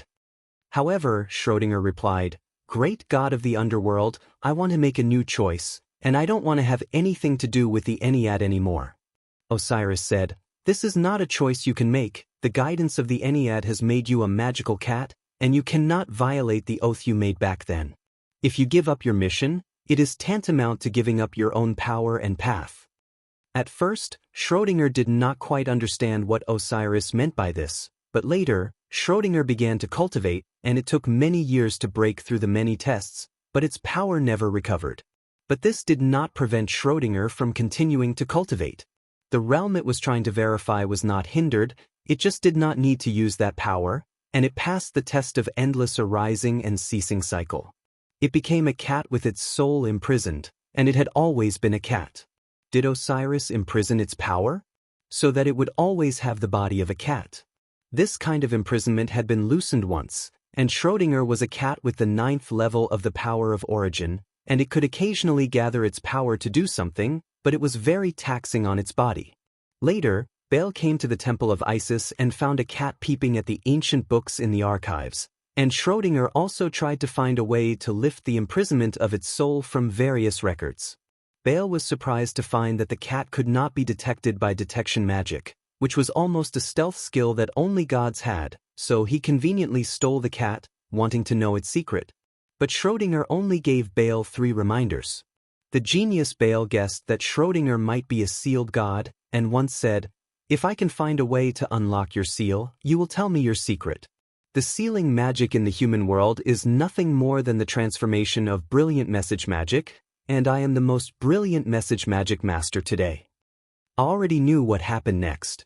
Baal fled to the deep mountains of the Euphrates Valley, and at the last moment he used the magic bone to throw Schrödinger from the air. Schrödinger landed safely, but when the bone was put away, it fell into a pool of water. Schrödinger went to the town of Duk with Baal's last message to find crazy Ol, and waited until I showed up. From beginning to end, a long experience of 400 years, I returned as a bystander to the town of Duk where he grew up. He saw himself as a baby, and also saw his mother who had died when he was a child. In the spiritual imprint, I experienced everything as Schrödinger, but he saw himself in this memory, which was an indescribable feeling.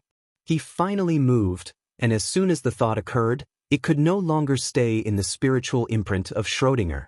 Everything was over. When he opened his eyes, it was not yet dawn. In the darkness, the cat's eyes shone like jewels. Schrödinger looked at him expectantly, but asked in a worried tone, "What's wrong with you? You didn't finish the experience?" I said in a low voice, "Yes, how did you know? When I unfolded the spiritual imprint, weren't you in a state of ignorance?" Schrödinger jumped on his back, buried his head in his arms and said, "Because your eyes are full of tears." I reached out and hugged Schrödinger in front of his chest. "I'm so sorry. I was moved because I saw my mother. It was the first time I saw her face clearly. I was too young when she passed away. Thank you so much." Schrödinger's voice was somewhat distant, murmuring in front of Ah, "Why are you saying sorry? The one who should be saying thank you is me. It's already a miracle that you could go through it until now. Even during the Judgment Day, you didn't have any thoughts. You didn't hesitate to endure 400 years of loneliness, just to help me. It's normal that you didn't persist to the end, because the final imprint was mostly a bystander looking at your own experience. You experienced the endless cycle of life and death in my spiritual imprint, but it was not your own test. You still don't have that kind of realm. Only when you break through to the 9th level in the future will you be able to verify it." I held Schrödinger in his arms and said softly, "You have something to ask me, why don't you speak?" Schrödinger buried his head in the crook of his arm. "You know my experience for the past 400 years better than I do. Did you find the seal that imprisoned my soul?" I said apologetically, "I might have found some traces, but it's not very clear. Can you give me a few more days? I'm going to meditate in seclusion. I can't see anyone for the time being, including you." Schrödinger raised his head. I understand. You want to verify it in your cultivation. Thank you for your painstaking efforts. I'll wait for you. The Supreme General closed his door and ordered that no one should disturb him. He meditated in silence, experiencing and reflecting on everything. Half a month had passed while the Nile River flowed. Who did not speak or move, had been meditating in solitude for 100 years. He ordered his servants not to disturb him, but a messenger came from the distant Hittite kingdom. Had no choice but to come out of his room to personally receive the messenger. Chapter 178. A plan to escape. When captured King Lucier of Hittite alive, he let a cat sit on the throne in the middle and enjoy roasted wine while the king watched from the side. This scene enraged the court supreme mage Celia. Had successfully ambushed and captured the king right under her nose, which was a great humiliation to her, and this was even more intolerable. Celia challenged to a duel, which agreed to. Later, at the banquet for peace talks between the two countries, the matter was brought up again, and the pharaohs of Igut and King Hittite even said that they wanted to witness the duel. Although a duel was only an act between people, the duel between Celia and was equivalent to an agreement between the two monarchs. Unfortunately, King Lucier and Lazith II Pharaoh had died one after another, and even the successor of Pharaoh Merneptah could not object to participating in this duel that was known to the world. Therefore, this was the best opportunity for to leave Igut. In fact, this duel should have been held long ago, but there were many unexpected factors that delayed it. Sway's army had just returned to Igut when the Uruk Legion of the Kingdom of Babylon attacked, and this battle established the glory of the Supreme General of the Empire. As soon as this battle subsided, a war between Hittite and the Kingdom of Babylon broke out at the northern end of the Saya Desert. Prince Ashur and Goliath were commanding the battle on the front lines, and just as they were about to achieve a complete victory, news suddenly came from the capital of Hittite, Hattusha. King Lucier had died, and Ashur's elder brother Anes had succeeded as the new king with the support of the remaining courtiers, and urgently summoned Prince Ashur to return to the capital to attend Lucier's funeral. Lucier's intention for Prince Ashur to command the army and for Goliath to assist him was obvious. He wanted to pass the throne to Ashur so that he could build up his reputation before he succeeded the throne. Lucier's death was very sudden, and everyone suspected that it was related to the struggle for the throne. If Prince Ashur really relinquished his military power and returned to the capital, it would be like sending a sheep into a tiger's den. With the consent of Goliath and the support of the frontline generals, Prince Ashur quickly negotiated an end to the war with the Kingdom of Babylon, and led the elites of the army and the generals back to the capital in the name of participating in the national mourning. The new king, Anes, had a guilty conscience to begin with. He knew best whether there was any inside story behind Lucier's death, and he did not expect Prince Ashur to return with an army. Anes succeeded the throne with the support of Chancellor Juguli, and in a panic, he listened to the Chancellor's advice and activated the magic formation protecting the capital, keeping everyone outside the city, so that Prince Ashur could enter the city alone to face his crimes against the kingdom. Ashur had not fully obeyed the king's orders, but he was not guilty. Anes did not expect the war to end so quickly. His original order was for Ashur to hand over the position of commander-in-chief to Goliath and return to attend the funeral. In the end, the war was over, the Kingdom of Babylon retreated, and Goliath and the other generals accompanied Ashur back. Ashur did not appear to be at fault, but had instead made a great contribution to the kingdom. The generals were not going to let it go. They spread the news that Prince Anes had killed his father to usurp the throne, and now he was going to kill his meritorious subjects. They planned to launch a mutiny and attack the capital.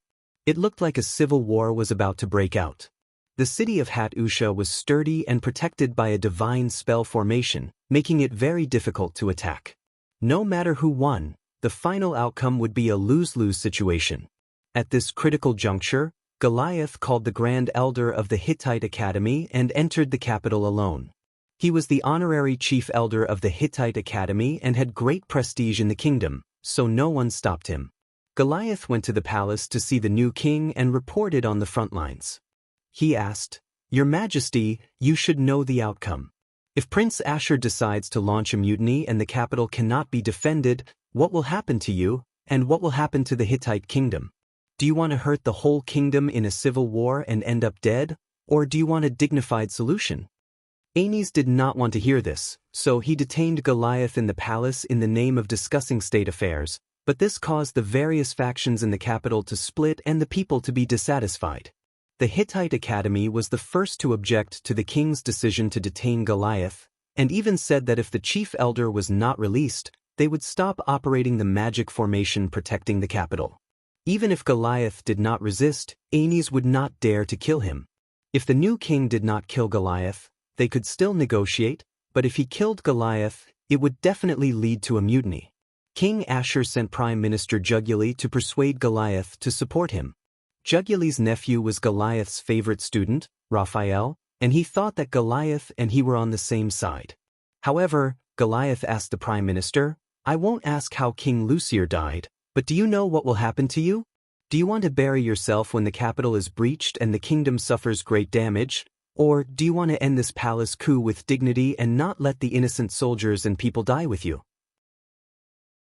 I can guarantee the safety of your family, as long as you do as I say and persuade Aeneas." Now he is very afraid, but he refuses to listen to me. In the end, Goliath was released from the palace, and the new king ordered him to live in the Hittite Academy of Magic, which was equivalent to a disguised house arrest. At this time, outside the capital, Ashur had led his army to surround all the cities in the capital, and there was a lot of news being passed around the city. The final resolution of the incident was unknown to outsiders, but there was no coup or mutiny in the Hittite kingdom. The mages of the capital stopped the magic formation protecting the city, and Prince Ashur and the generals led hundreds of personal guards into the city and stayed in their mansions. The Hittite Academy and the Hittite main shrine each sent people to protect the palace and Prince Ashur's mansion. That night, the new king Aeneas, who had just succeeded the throne for a month, announced his abdication and passed the throne to Ashur. Ashur had reclaimed the throne, and he might have achieved his goal if he had launched a mutiny, but the meaning was completely different now. Aeneas had abdicated the throne of his own accord, and the new king who had just succeeded the throne issued an edict, claiming that due to the sudden death of his father, the kingdom could not be without a monarch for even a day, so he had temporarily taken over the throne to stabilize the situation. Now that the wise and mighty Prince Ashur had returned, and his father had already ordered Ashur to be the new king, Aeneas' mission was finally completed, and the throne was officially passed to Ashur. This was the best ending for Aeneas. He was still the official monarch of the Hittite kingdom, not a usurper, but a king who had abdicated the throne of his own accord. His short one-month reign as king could be considered a meritorious deed for the kingdom. This was also the result of a compromise between the various factions, and Goliath made Ashur promise not to hold anyone involved in the coup accountable. Given the circumstances, even if Aeneas did not want to agree, someone else would make him agree. Prince Ashur succeeded the throne smoothly, avoiding the civil war that would have divided the kingdom. Prime Minister Juguli resigned due to illness, but he still enjoyed the glorious title of nobility, and his family was saved. Although Ashur promised not to hold the ministers accountable, changes in power and purges were inevitable, and the resignation of the prime minister was one such example. Goliath stayed in the capital until the situation stabilized before leaving. His contributions were so great that King Ashur did not know how to reward him. Instead, he granted Goliath the honor of not having to bow in front of the king, and gave him a special seat in the palace. He even asked Goliath in person, "Lord Goliath, you are like a father to me, how can I thank you?" Goliath smiled. "Everything I have done is for the people of Hittite. If your majesty wishes to thank me, please treat the kingdom well. Let me live the life I want, and I will thank your majesty for that." Doing what one loved was the greatest reward, and almost no one could obtain it, but Goliath did. Goliath did not want to stay in the capital to be a powerful minister, and Ashur could not force him. He returned to Saya and promoted Walter to be the chief priest of the city, while he continued to hold the glory of being the chief elder of the Hittite Academy of Magic. Ashur had wanted to appoint Raphael as the minister of the interior of the kingdom, which was to win over the forces that had originally supported Ani's faction, and also to give face to Goliath. But Raphael had other ambitions, and remained in Saya as the high priest. The court's supreme mage Celia had also experienced this series of events, and naturally had no time to duel with Ao. During this period of time, she was also on the verge of breaking through to the 8th level and needed to concentrate on her training. By the time she officially achieved the 8th level, peace had returned to the Hittite kingdom, and a messenger could be sent to Ao to determine the time and place for the duel. Before Celia's messenger could set off, Ao's messenger arrived first, and that was John.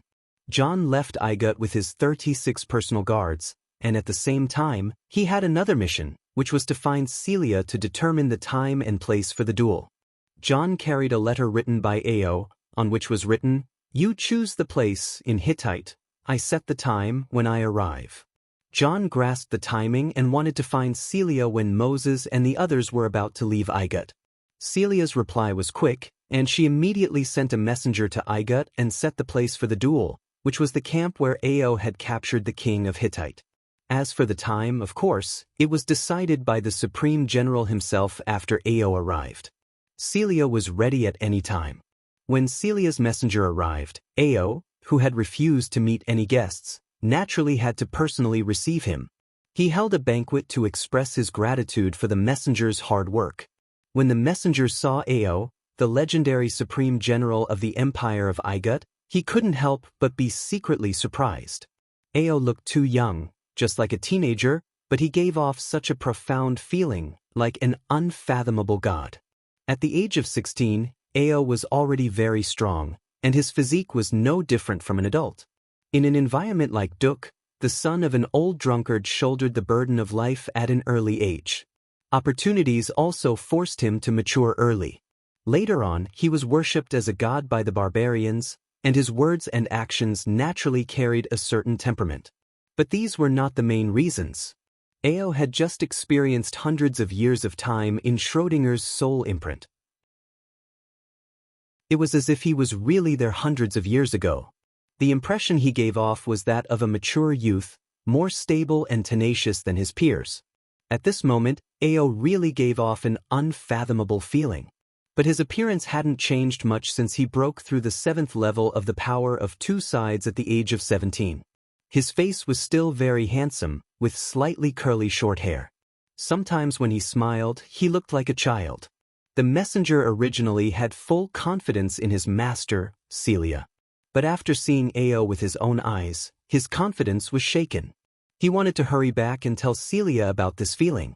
The messenger was a young man in his 20s, with a round head and round eyes.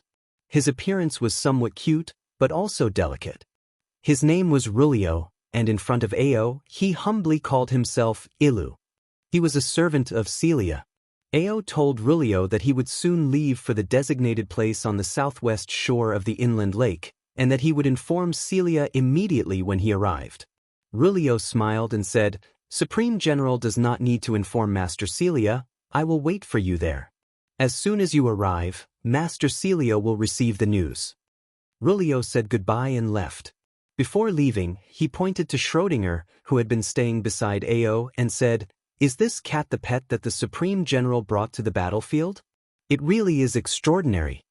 Schrödinger sneezed and turned his neck to ignore Rulio. After he left, Schrödinger said to Ao, "This messenger is not human, have you noticed?" Ao was slightly startled. "I think this person is not simple, but I can't see that he is not human." "What do you mean?" Schrödinger, "You have all my knowledge, but after all, you have not reached my achievements in the past. You can see that this person is not ordinary, but you can't sense his innate breath. He should be similar to me in the past, both beasts who have opened their spiritual wisdom and have succeeded in their training. They can take human form, not the illusion of transformation magic or message magic, so you can't see it. Do you remember what Celia said when she challenged you to a duel?" Ao thought for a moment and replied, "She said to me at the time, 'When this war is over, I will bring my summoned beast, and you will bring this cat, and we will have a real duel.'" Schrödinger nodded and said, "Since she proposed to bring her summoned beast to a duel, that Celia must be a summoning magic master, and the summoned beast she mentioned is likely to be this Rulio. Now I have come to see my opponent in advance. You must be careful in this duel, and what you should really be wary of is the summoned beast. Ao had not practiced summoning magic, but he understood it. Mages raised some mutant beasts who had opened their spiritual wisdom, taught them all kinds of magical powers, and used magic to establish a soul contract so that they would accept the summoning of the mage to help them in battle. In a broad sense, in fact, Bot was also a summoned beast of Osiris. From a broader point of view, necromancy magic was also a kind of summoning magic, able to gather the power of living souls for one's own use. But the highest level of summoning magic in the world usually referred to a situation where a supreme mage made a soul contract with a powerful mutant beast, teaching them many of the secrets of human training and providing them with all kinds of help. In exchange, the summoned beast would appear in battle and help the supreme mage fight against powerful enemies.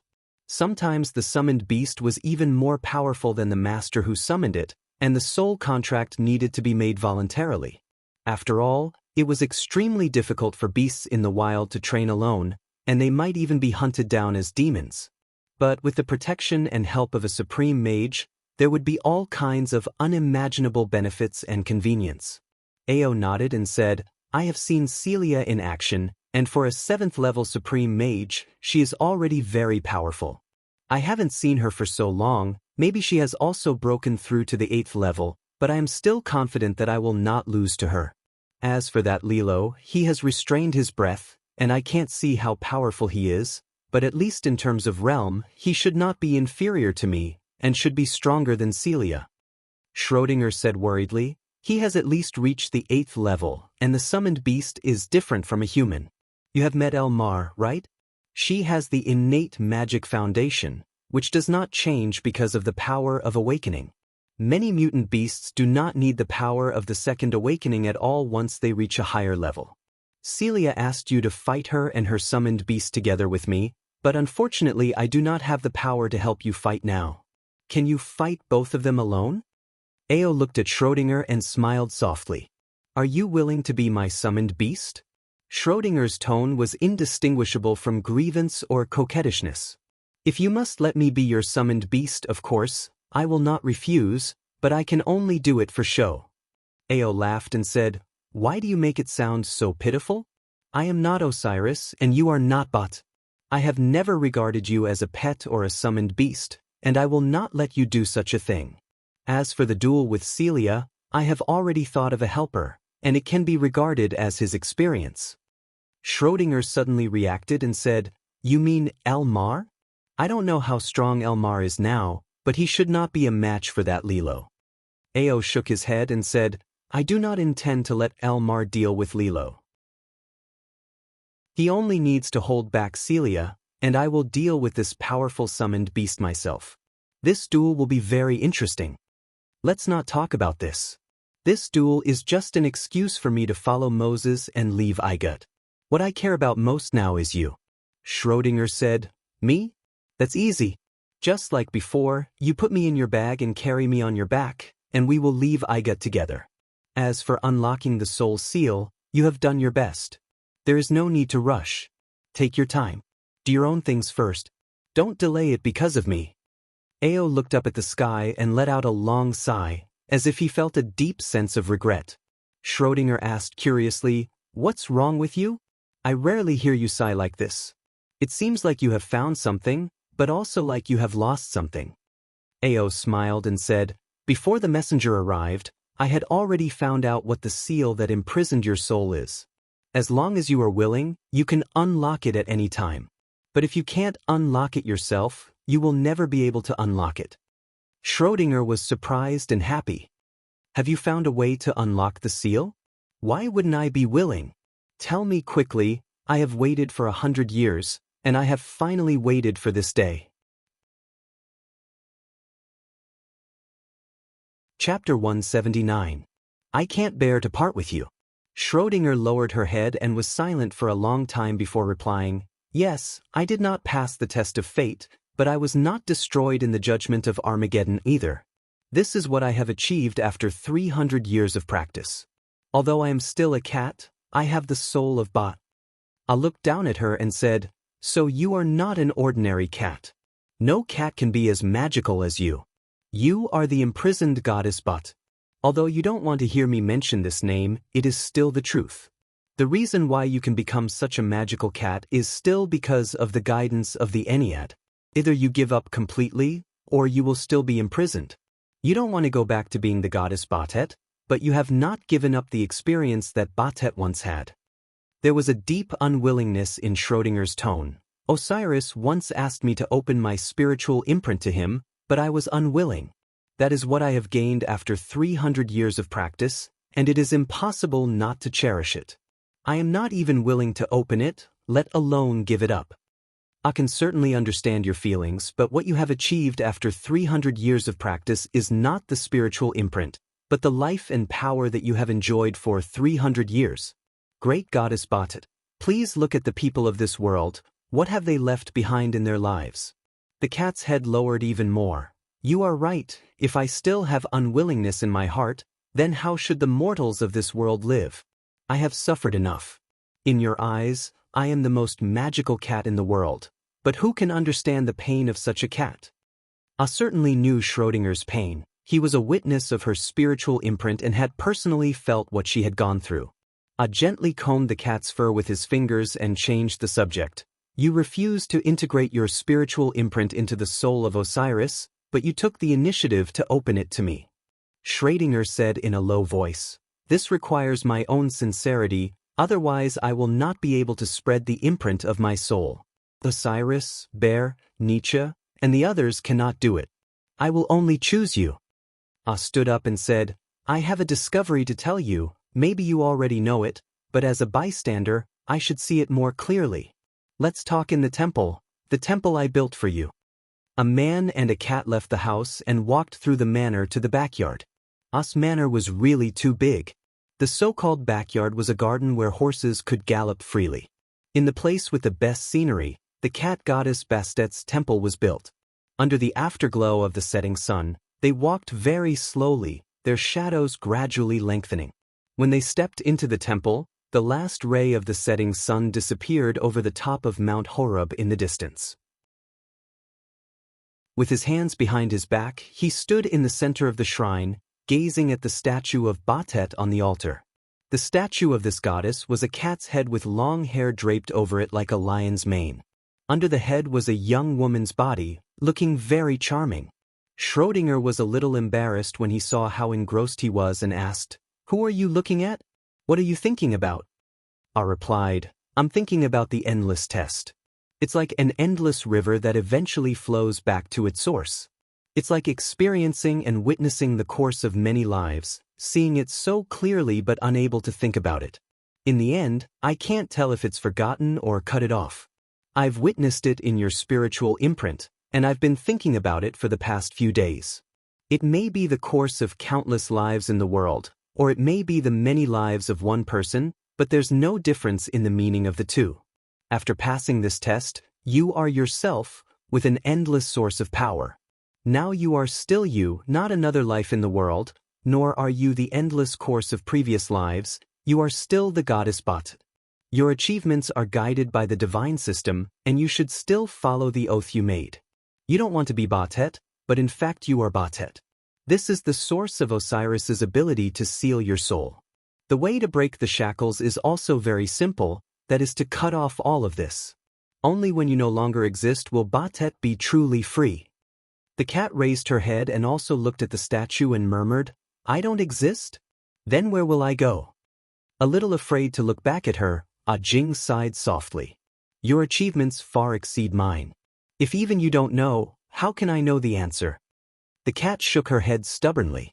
No, I must ask you to give me an answer, even if it's just a guess. I want you to say it yourself. In fact, Ah Jing had already thought of this answer, but he was unwilling to say it. Schrödinger, however, insisted on asking, and he had to say, if the seal that imprisons your soul is broken, I don't know where you will go, but I know where you will be. Perhaps in the future, you will be in the endless verification of another life. But at that time, you will no longer be the Batet of today, and perhaps you will be able to verify it, or perhaps you will never have the chance to reach that step. Batet closed her eyes in the darkness. I understand. In fact, I should have understood it long ago, but I still refuse to give up. Jing finally turned around and looked at Schrödinger. Today you should be able to do it. You just need an external force to break the seal that imprisons your soul. I am this external force, and spreading your spiritual imprint on me is the process. Thank you for telling me all the secrets of your hundreds of years of achievements. The cat still did not open her eyes.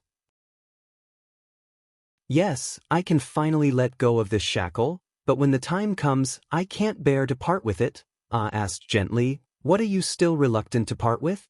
Do you want to continue being the most painful cat in the world? Schrödinger finally opened her eyes, and unexpectedly, they were filled with tears. I can't bear to part with you. I didn't know what to say. Of course, he couldn't bear to part with this cat either. Since the day he left his hometown, Schrödinger had always been accompanying and guiding him. I couldn't even imagine what would happen if he didn't have Schrödinger. But in the end, he hardened his heart and said, I am also one of your experiences as Bat. True separation includes not only the facts that you are unwilling to face, but also the things that you love. All of this is woven together to form the seal that imprisons your soul.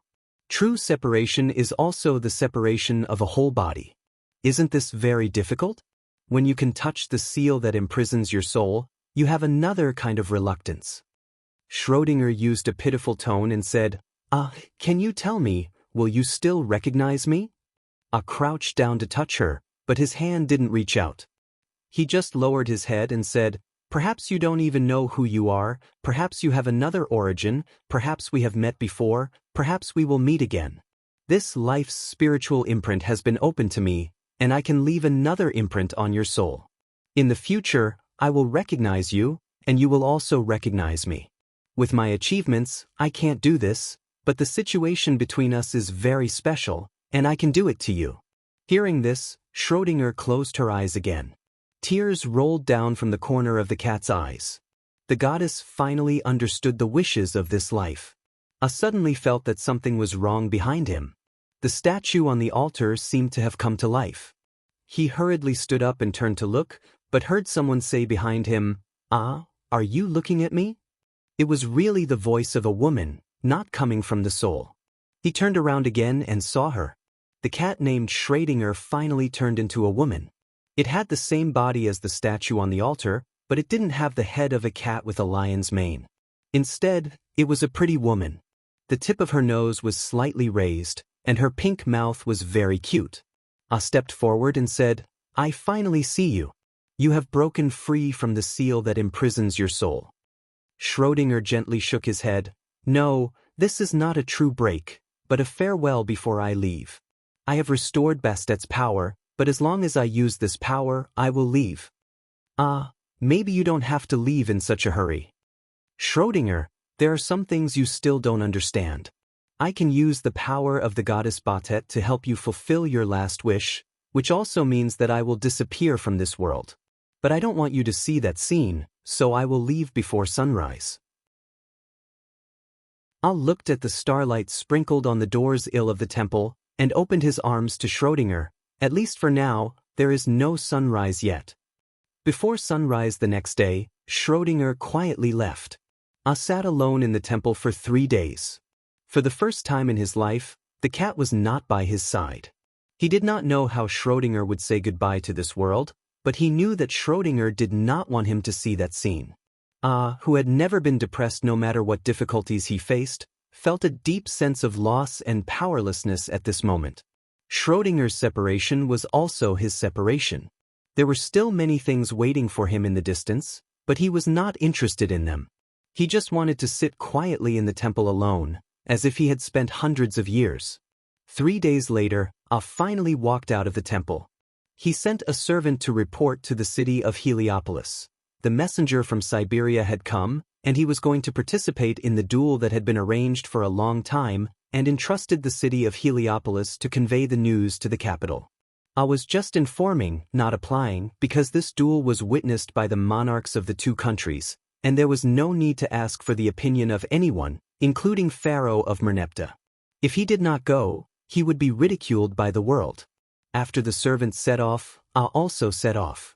He did not take any attendants with him, but drove a milk boat across the Nile River alone. When he reached the other side, he did not tie the boat, but let the boat drift along the river. Without Schrödinger, without a leather bag and without an iron staff, Ah walked with his hands in his hands. He hid the rib of Osiris close to his body, and all the important things were in the rib. Ah didn't try to hide, he just walked along the official road openly.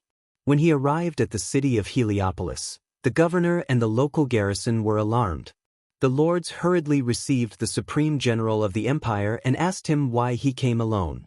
Ah answered frankly at the banquet that he was going to participate in the duel that was known to the world, and took out the letter sent by the messenger from Siberia. So that was how it was. The supreme general's bearing impressed everyone present, and he went alone to such a faraway place to keep the appointment.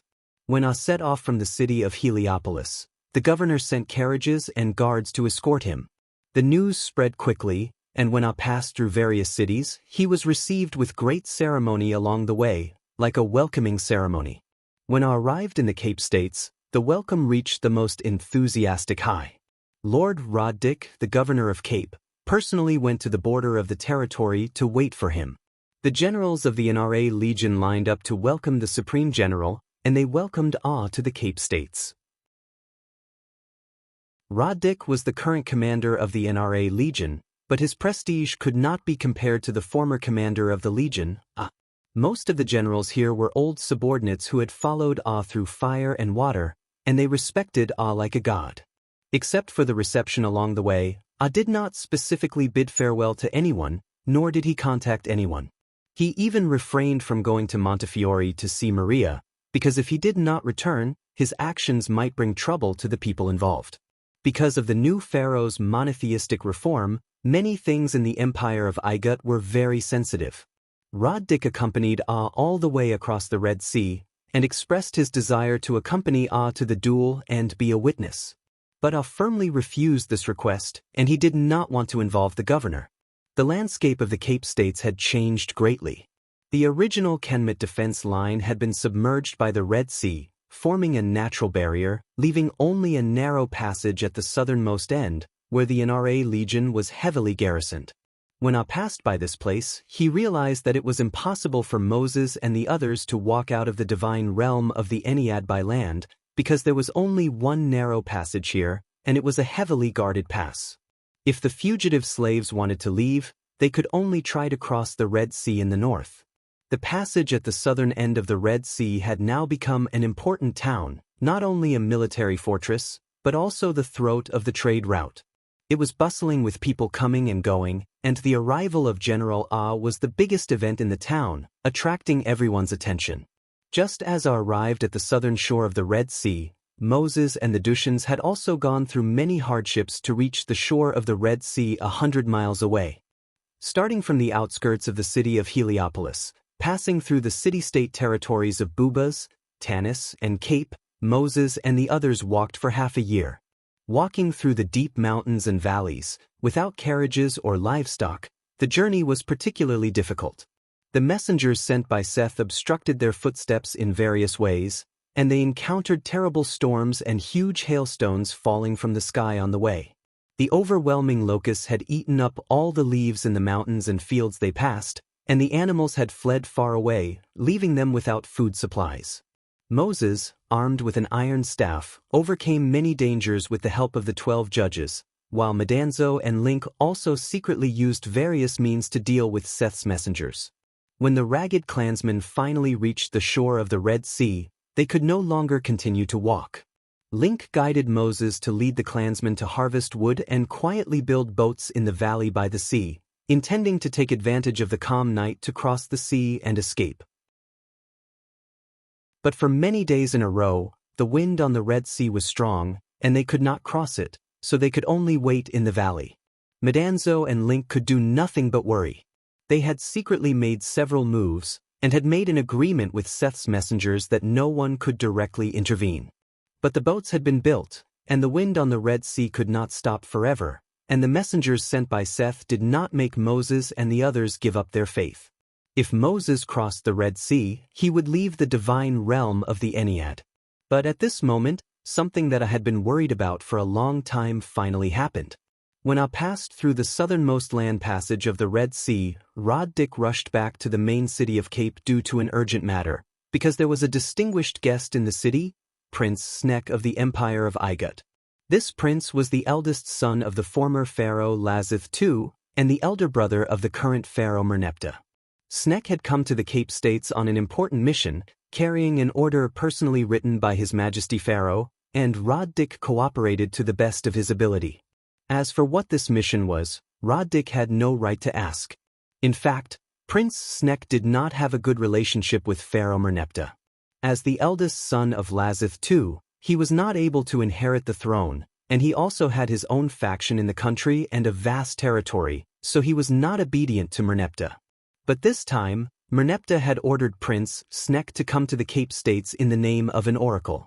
This oracle was issued directly by the archangel Seth to the priests of the main shrine of the empire, ordering Pharaoh to prevent the supreme general Ah from leaving the territory of Igut.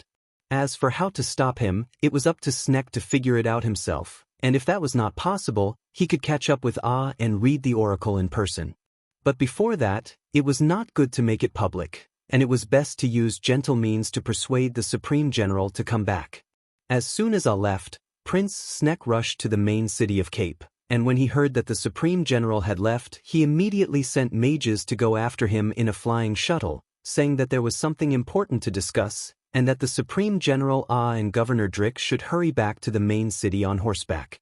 Rod Dick returned immediately upon receiving the order, but Ah did not go to see Prince Sneck. He asked Rod Dick to pass on a message. Once I set foot on this path, I will not look back, and this duel will be witnessed by Pharaoh. It concerns the honor and promise of a warrior, and it cannot be repented. Your Highness, whatever it is, we will talk about it later. Rod Dick could not do anything about Ah, unless he let the garrison of the NRA Legion take Ah back to the city, but how could Rod Dick dare to give such an order? Besides, Prince Sneck did not say what the specifics were, so Rod Dick had to go back and tell the prince himself that the Supreme General refused to see him and had already continued on his way. When Sneck heard Rod Dick's report, he realized that things were not going well, and it seemed that the Supreme General wanted to leave Igut. Because before this, Ah had already sent away all his trusted aides, and the clansmen who had become slaves had long since fled. So it seemed that it was really necessary to force him to stay. Prince Sneck intended to set out with his army immediately at dawn the next day to catch up with Ah. That night, the priests in the Shrine of Cape were again guided by the Archangel's oracle. The fugitive slaves that Pharaoh had ordered to be wanted throughout the country were finally found. They were in a valley on the Red Sea, quietly building boats to cross the sea. Chapter 180. 164. Batet divides the Red Sea. When Prince Sneck received the news, he immediately sent an army to capture Moses and the other Duk miners. His orders were very strict. If they could not be captured alive, they could be killed. In order to ensure that his orders could be carried out thoroughly, Prince Sneck not only sent the garrison troops of the Cape States, but also a group of elite guards that he had personally brought with him. Prince Sneck came with his guards. Not only were there warriors, but there were also more than a dozen mages, a total of 300 people, far more than the normal number of personal guards of a prince. Rod Dick was not stupid, and when he saw that Prince Sneck had brought so many people, he understood something in his heart, but he could not stop it from happening. Sneck sent out 100 of the 300 guards he had brought with him, led by the captain of his personal guard, and had Roddick mobilize 200 garrison troops of the city, as well as a group of priests from the shrine. At dawn, they set off for the Red Sea coast to capture Moses. He himself led 200 guards, accompanied by Rod Dick, and headed east in pursuit of King Abdullah. When Sneck arrived at the fortified town at the southern end of the Red Sea, King Abdullah had already left for the border of Cape. Sneck mobilized another 800 cavalry and charioteers stationed here, and together with the original guards, there were 1,000 men, and they set off at full speed in pursuit of King Abdullah. As soon as these two groups set off, Medanzo and Link quickly realized that Moses and the others had gone berserk, Because a group of cavalry was heading straight for the Red Sea coast along the nearest road, and their target was the valley where Moses and the others were hiding. Link asked Medanzo, "What do we do? Let them escape or forcibly cross the sea?" Medanzo shook his head and said, "They can't escape, their whereabouts have been exposed. How can Moses and the others outrun the cavalry? If we forcibly cross the sea, the winds will not subside, and the two of us will cast spells to ward off Fensitha's emissaries. The winds will still rise, and Moses and the others are likely to die in the sea. Since we are already in a desperate situation, we might as well pick up weapons and fight." Link, the other side has 300 regular soldiers. Moses and the others are no match for them.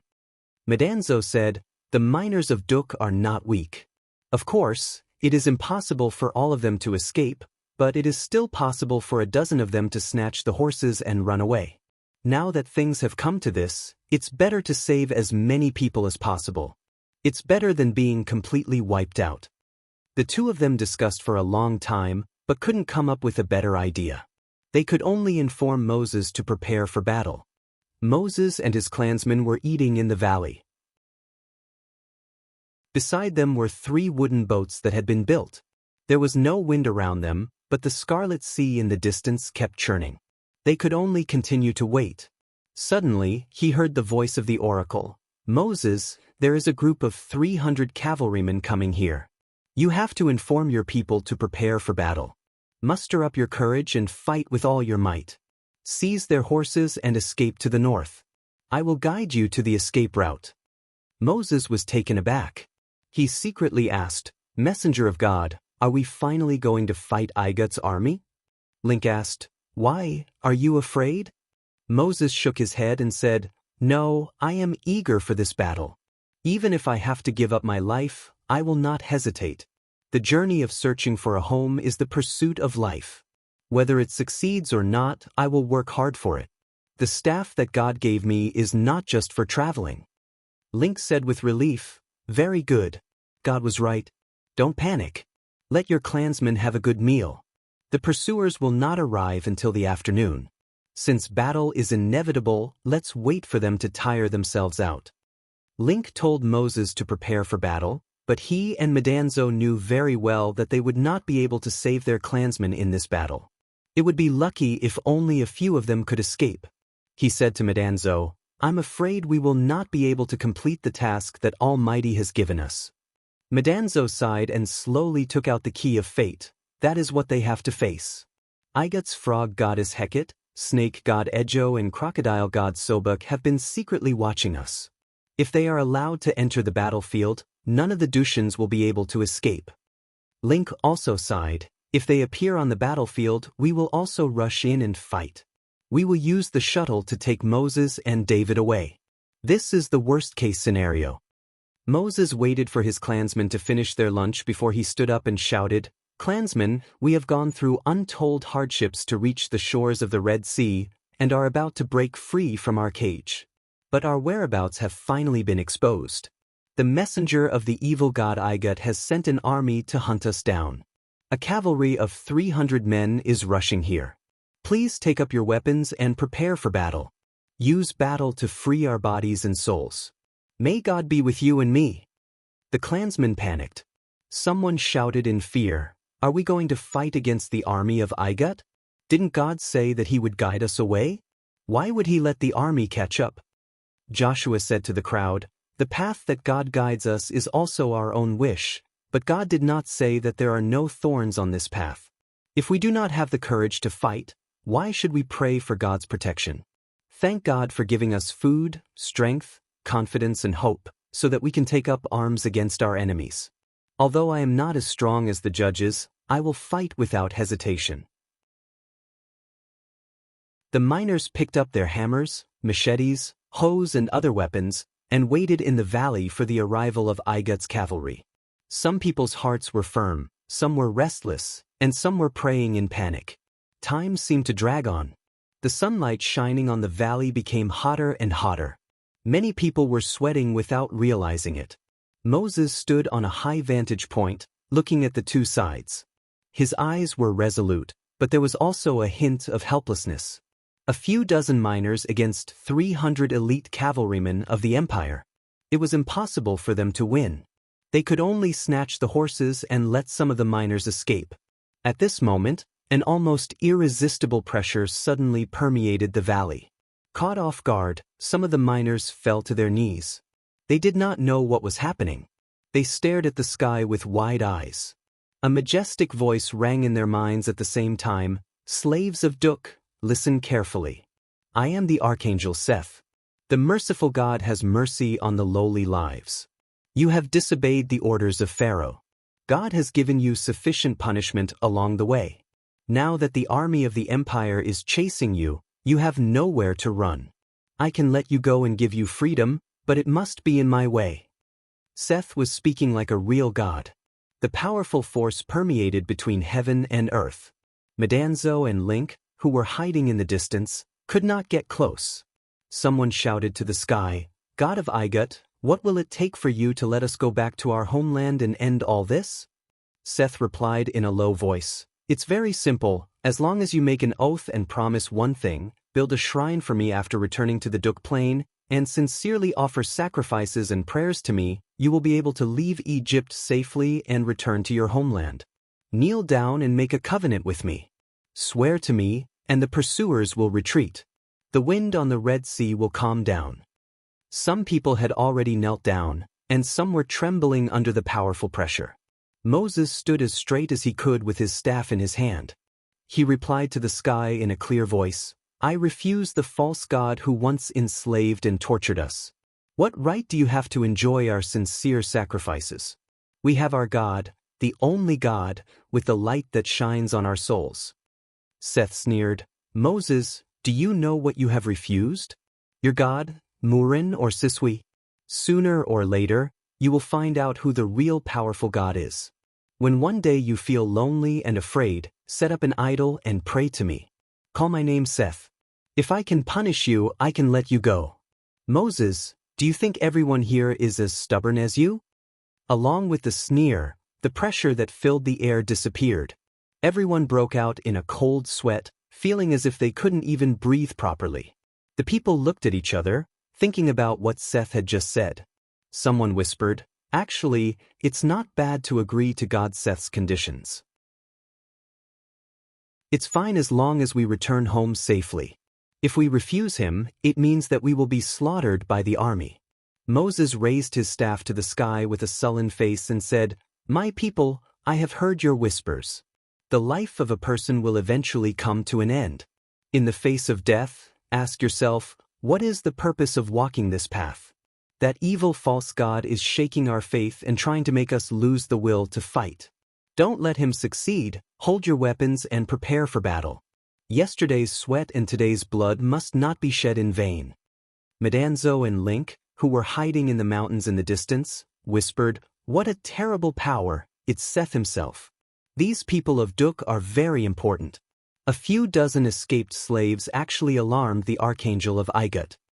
Link praised, Moses is really brave, worthy of being the disciple of Almighty.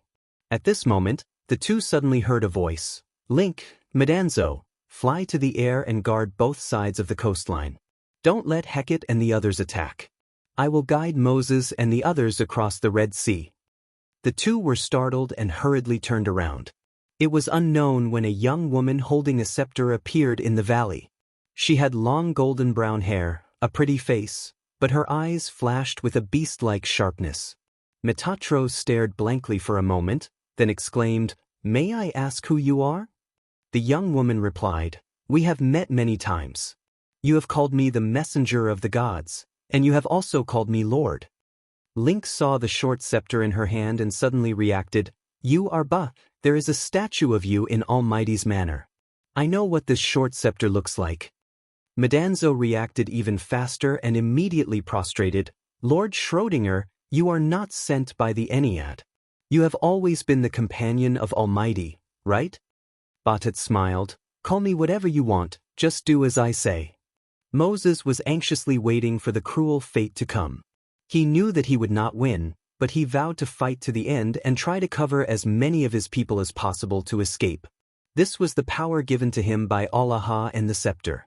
At this moment, he heard the voice of another young woman. People of Duk, I am the messenger of all.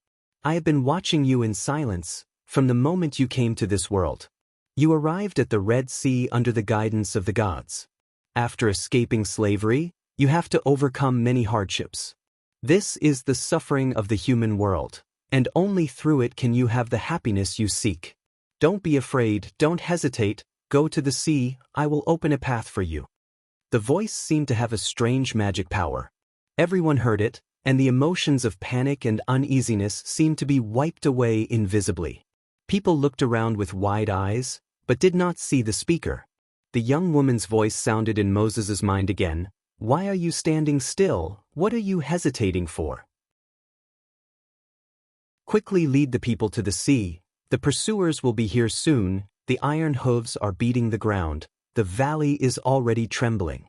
Moses replied in his soul, the messenger of the gods has told me to prepare for battle. If you are really the messenger of Allah, then you have been watching me since the moment I was born. Please prove it. The young woman replied, your father once said to you, the body is the courtyard where the soul resides, and the place where the soul stands is the home of the body and mind. If the body and mind lose their support, you do not know where the soul is, do not know what you are pursuing, then you are truly homeless. Do you remember when you made a mistake and were locked upstairs without eating dinner?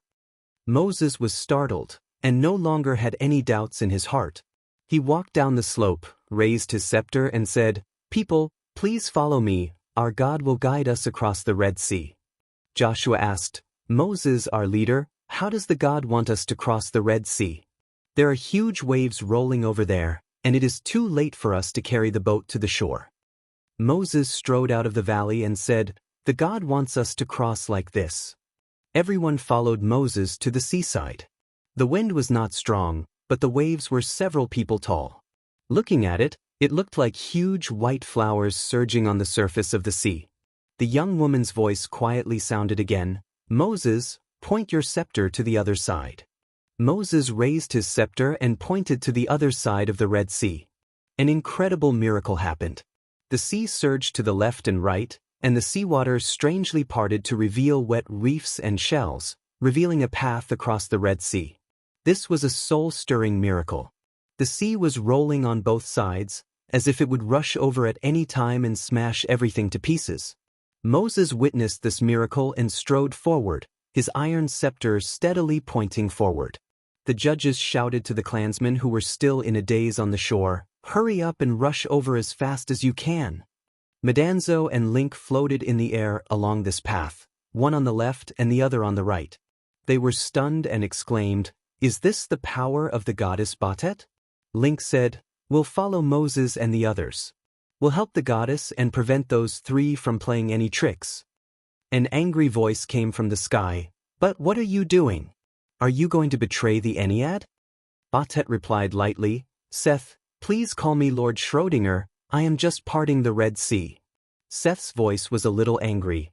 As a member of the Ennead, you can open the boundaries of the realm of the gods. But you should know what this means. I don't know when you regain such great power, but are you confident that you are a match for me? Batet sneered, Archangel Seth, you became the main god of the Ennead in the name of Ar. Of course I am not a match for you. But I don't have to worry about being defeated by you. This is my last power and my farewell ceremony, you can't stop it. As the passage in the sea extended forward, Bastet's figure above the clouds became fainter and fainter, as if becoming transparent and slowly disappearing. Seth shouted in amazement, is this how you break the shackles of the soul? You actually helped that man named Al like this? I will not let you succeed. Bastet's figure gradually disappeared, and his last voice floated in the air, right? Why don't you try it? He did not challenge you, and even if you want to violate the agreement of the gods and attack a mortal, don't forget who has Tiamat's wrath. Ah walked on the official road, his steps firm, neither fast nor slow, with the majesty of the supreme general of the empire, and even if he was alone, it was as if he was commanding thousands of troops. He had left the divine realm of the Ennead, but he was still in the territory of the Cape States of the Empire of Igut, and did not go far in a hurry. because he only left here to participate in a duel, and it was clear that Moses and the others were still in the territory of Igut. If there were any changes, he himself could attract more attention. That afternoon, who was walking suddenly stopped and turned around.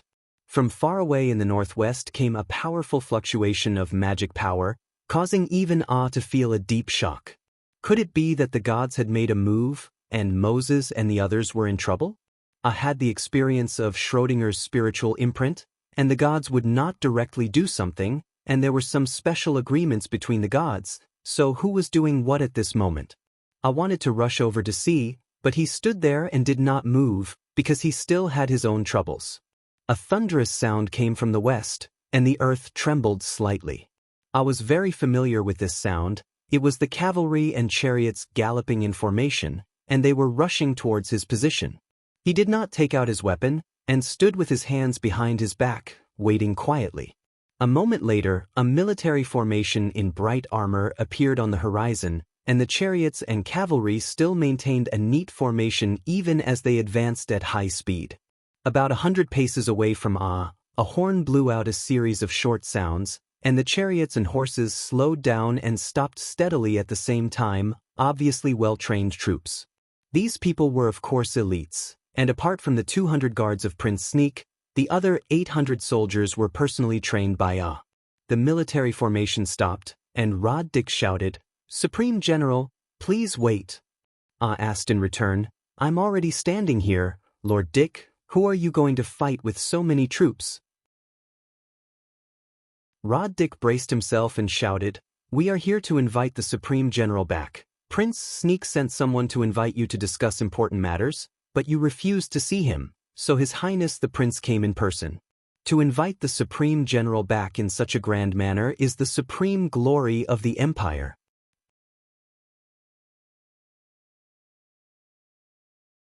Chapter 181. 165. Asha killed Pharaoh's eldest son Prince Snek, who was sitting in the carriage, finally spoke. "Asha, Pharaoh ordered me to bring you back." Asha's voice was not loud, but it could be heard clearly by the more than 1,000 people on the opposite side. "Your Highness Prince Snek? It must have been hard on you to bring so many people and travel so far for me. Now that you've seen me, please tell Merneptah that Supreme General Asha has resigned." Prince Snek shouted angrily, "The reward of the Empire, the glory bestowed upon you by the gods, do you think you can give it up just because you want to? Are you going to give up your territory, your title? Even if you resign from your post as Supreme General of the Empire, you still have to obey the orders of the Empire." Asha sighed softly and replied, "Snek, I don't think you understand one thing.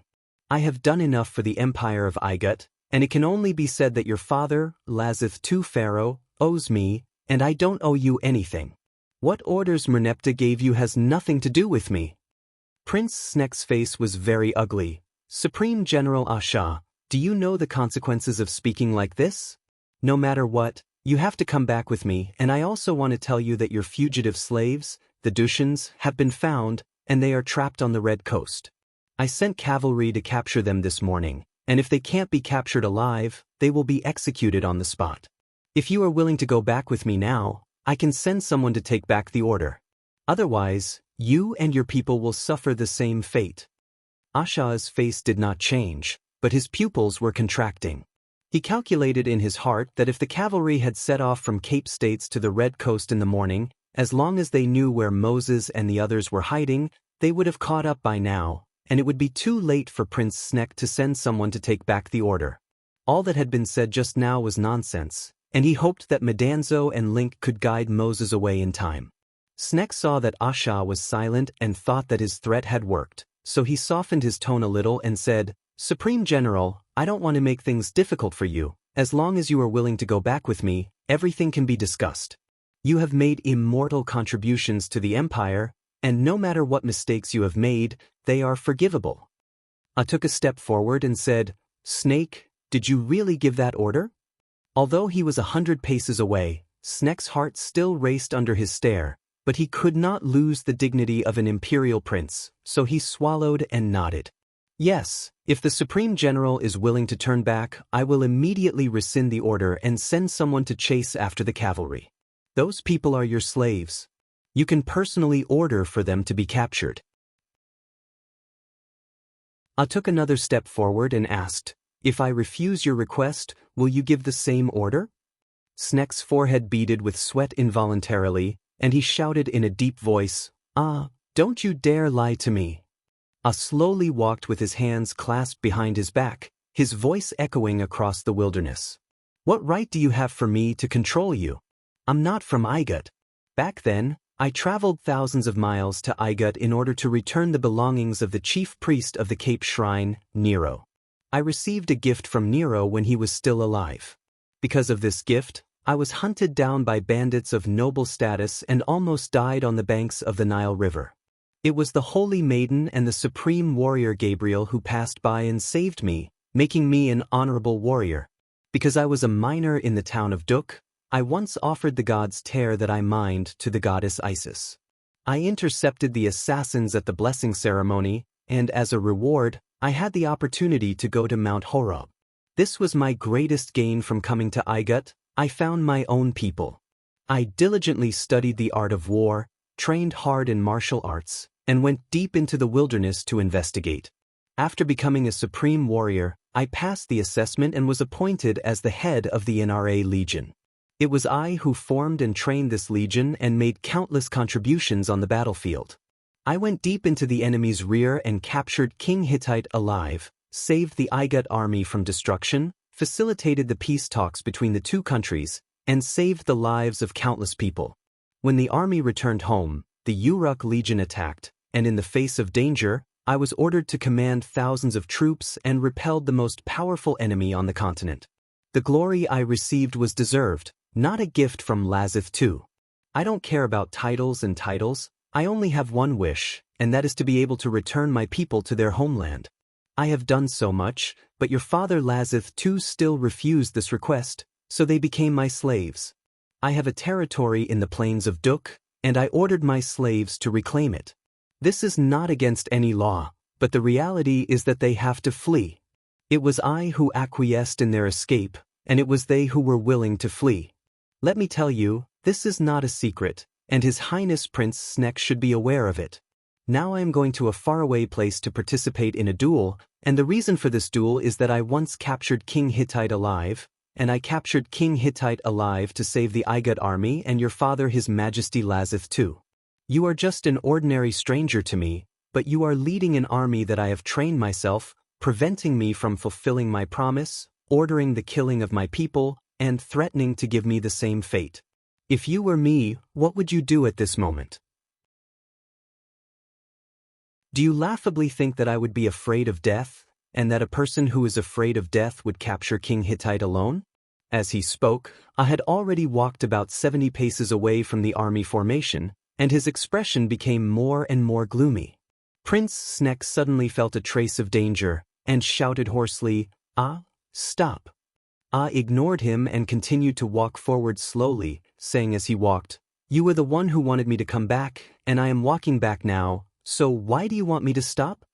Prince Sneck shouted, The lives of your people are still in my hands, don't act rashly."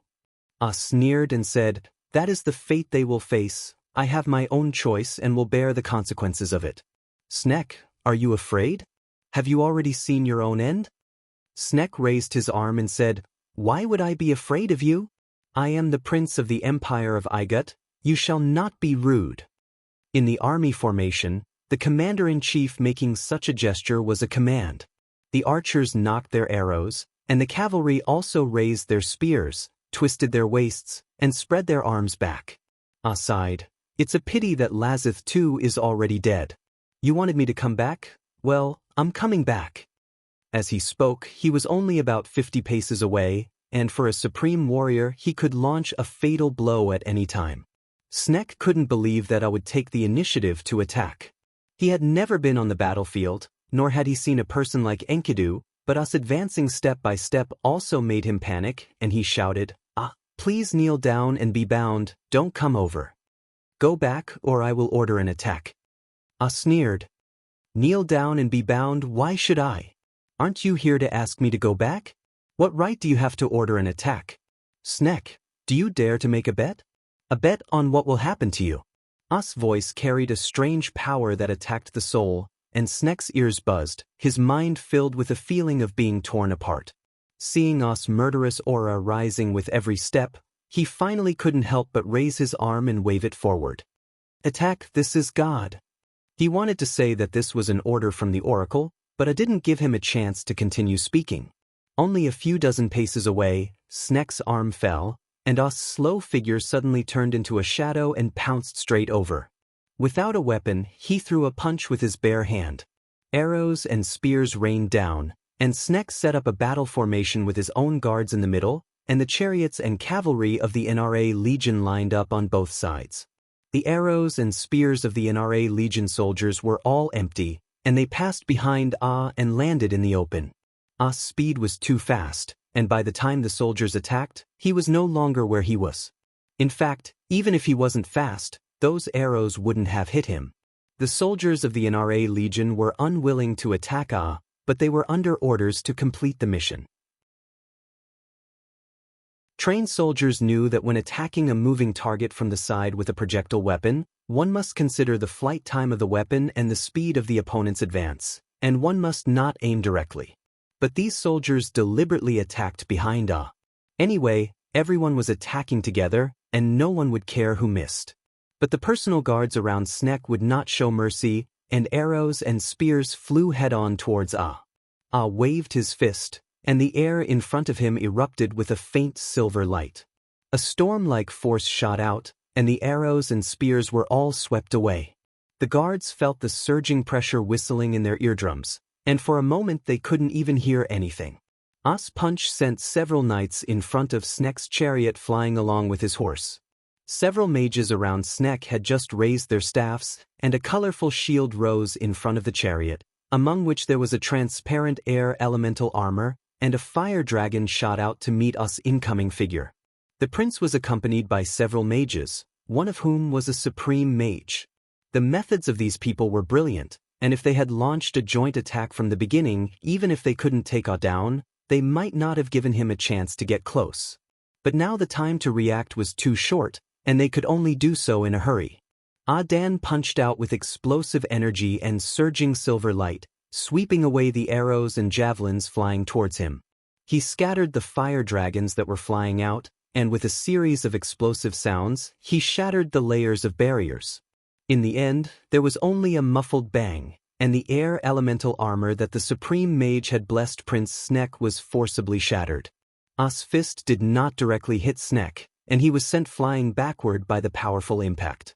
Just as Ah's right hand shattered the air elemental armor, his left hand also threw a punch, meeting a sword thrust from his side. Roddick was sitting in the same chariot as Snek. The governor was also a 6th-level warrior, and when he saw Ah get in the chariot, he gritted his teeth and drew his sword. Ah punched back without even looking. His fist was covered with a thin film of silver light, like an invisible glove, and it shattered Roddick's sword from the tip all the way to the edge. The governor flew out and was caught by a mage before he hit the ground. From the moment Snek gave the order to attack to the sound of a bang on the chariot, it was only the blink of an eye, and then two figures flew out one after the other, Ah and Roddick. Prince Snek sat motionless in the chariot, leaning against the back of the chair and tongue-tied, like a stone statue frozen in fear. Roddick was caught, and he fainted as soon as his eyes closed. Several accompanying mages hurriedly cast healing magic, but they did not wake the head of the Legion up for a long time. It seemed that he was badly injured. The center of the army formation was in a mess. Without the head of the Legion's orders, the soldiers of the NRA Legion did not act rashly, and Snek's personal guards were, of course, most concerned about the safety of His Highness. Snake was completely unscathed, and Ah's fist only hit 3 feet in front of him, breaking his air elemental armor, and then flew back after a sword fight with Roddick. His Royal Highness the Prince was probably scared out of his wits. The captain of the guards and the accompanying court supreme mage jumped into the chariot, and the guards surged to the front of the chariot like a flood, raising their shields high, and the magical formation was activated to guard the area tightly, protecting the safety of His Highness. The captain of the guards gently patted Snek on the cheek. "Your Highness, are you all right?" The court supreme mage's face immediately changed and he said, "Don't touch His Highness, healing magic, quick, first aid." He raised his staff high and chanted, and the mages around him also cast their spells, and countless soft rays of light fell on His Highness. But Sneck still sat there without any reaction, staring straight ahead, his pupils gradually dilating. With his eyes closed, Roddick heard the anxious voice of the mage, "Lord Head of the Legion, please wake up, His Highness is dead." In fact, Roderick did not faint at all. Anna's punch had caused his chi and blood to tumble, but there seemed to be a tacit understanding between the two of them. Roderick was sent flying with a somersault, but he only suffered a slight shock. Roddick was caught, and he closed his eyes, and no matter how the mage treated him, he insisted on being unconscious. Punch had saved him, and as the head of the NRA Legion, he was sitting next to Prince Sneck with more than 1,000 troops. If I had killed the prince in person and he, the head of the Legion, was unharmed and had not been caught, I would definitely have been severely punished. This was the best outcome, with His Highness the Prince dead on the spot, and Roddick seriously injured and unable to get up. At least he was loyal to his duty. At that time on the chariot, he had no choice but to stab Sneck with his sword, and he could only pray in his heart that I would be gentler, but not too gentle. Roddick saw us punch with his own eyes, and it vaguely had the power of Enkidu back then, and he understood in horror that Sneck was definitely dead. Sneck had never been on the battlefield, and had no experience in commanding battles at all, let alone seen a warrior who could take the head of a commander in an army of 10,000. He probably did not expect this scene before he died. In order to catch up with Asnek, it was impossible to bring infantry, and whether it was cavalry or charioteers, their real power in battle was to charge at full speed, not to put on a show to scare people. Although there were 1,000 soldiers, they could not all be piled in front of him, and Sneck still had to talk to at the very center of the battle formation. If it had been a battle, letting swagger to a distance of 30 paces in front of him would have been no different from courting death. If had been the enemy, Sneck should have set up a military formation in front of him, and then let the mages operate the magic formation to cover the formation, and the cavalry and charioteers on both flanks would have opened their heavy crossbows and stood ready. Unfortunately, I was not guilty after all, and Sneck had only come to ask the Supreme General to go back. At first, he did not realize that I would dare to kill someone and take the life of a prince of the Empire in the middle of the army. I smashed the air elemental armor with a punch, and the impact drilled into Sneck's body and spread out. Sneck's whole body was paralyzed and unable to move, and his heartbeat and breathing stopped in an instant. This was the mining technique of the town of Duk. I used his fist to take someone's life through the air, but Sneck looked unscathed. The personal guards were not sure at first that His Highness the Prince was dead, and their first task was to protect the prince and prevent from attacking again. The shield formation and magic formation were immediately set up, and the guards at the back were also blocked. The NRA Legion on both sides did not receive orders and stood still. In fact, even if they wanted to give chase, they could not catch up with A flew backward and landed steadily 100 paces away, then walked away with his hands clasped behind his back. It looked like he was taking slow steps, but his back was blurred for a moment, and he soon disappeared into the horizon at the end of the road, while Snake's personal guards had yet to react. By the time they confirmed that His Highness the Prince was dead, I was long gone. The Supreme General killed the prince with one punch, and then just walked away with his hands behind his back. The captain of Sneck's personal guards shouted in grief and indignation, "Go after him! Catch him! I assassinated His Highness the Prince." Not far away, a general shouted in a low, muffled voice, "Are you in command here? Your duty is only to protect the prince," and more than 1,000 pairs of eyes saw it clearly. The prince asked the Supreme General to come back, and the Supreme General really did come back, but the prince suddenly gave the order to kill the Supreme General, and the Supreme General punched out in self-defense. It was the prince who gave the order to attack first. May I ask if this is called an assassination? Who on earth wants to assassinate who? This general was a cavalry captain who had been with Amon since the formation of the NRA Legion. After many battles, he was now a general who commanded thousands of cavalry. He did not want to be enemies with Amon in the first place. What I had just said was true, and it made people sigh with emotion. The Supreme General himself also walked back towards Sneck, and it was His Highness the Prince who gave the order to attack first. The court's Supreme Mage had given up on saving Sneck. The prince was dead, but Commander Drick was still alive, and now only he could give the order, so the court's Supreme Mage came to save Commander Drick.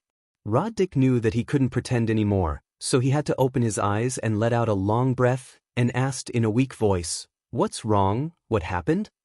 The mages replied, "The Supreme General killed His Highness Prince Sneck with one punch, and has left. The soldiers are waiting for your orders." Roddick punched himself in the chest, and blood spurted out of his mouth. "How could this happen, Your Highness the Prince? I couldn't save you. Send someone to report what happened here to the Pharaoh. Don't miss a single detail. Notify the entire territory of the city and all the passes along the border. Take a down on the spot when you see him." You're tuning in to the Passion Pages YouTube channel. We're so grateful for your support, and don't forget to subscribe to join us on this incredible journey through captivating stories. Your generosity through donations truly makes a world of difference, as it's the primary source of revenue that allows me to expand and enhance this channel for you. Thank you from the bottom of my heart for being a part of this adventure.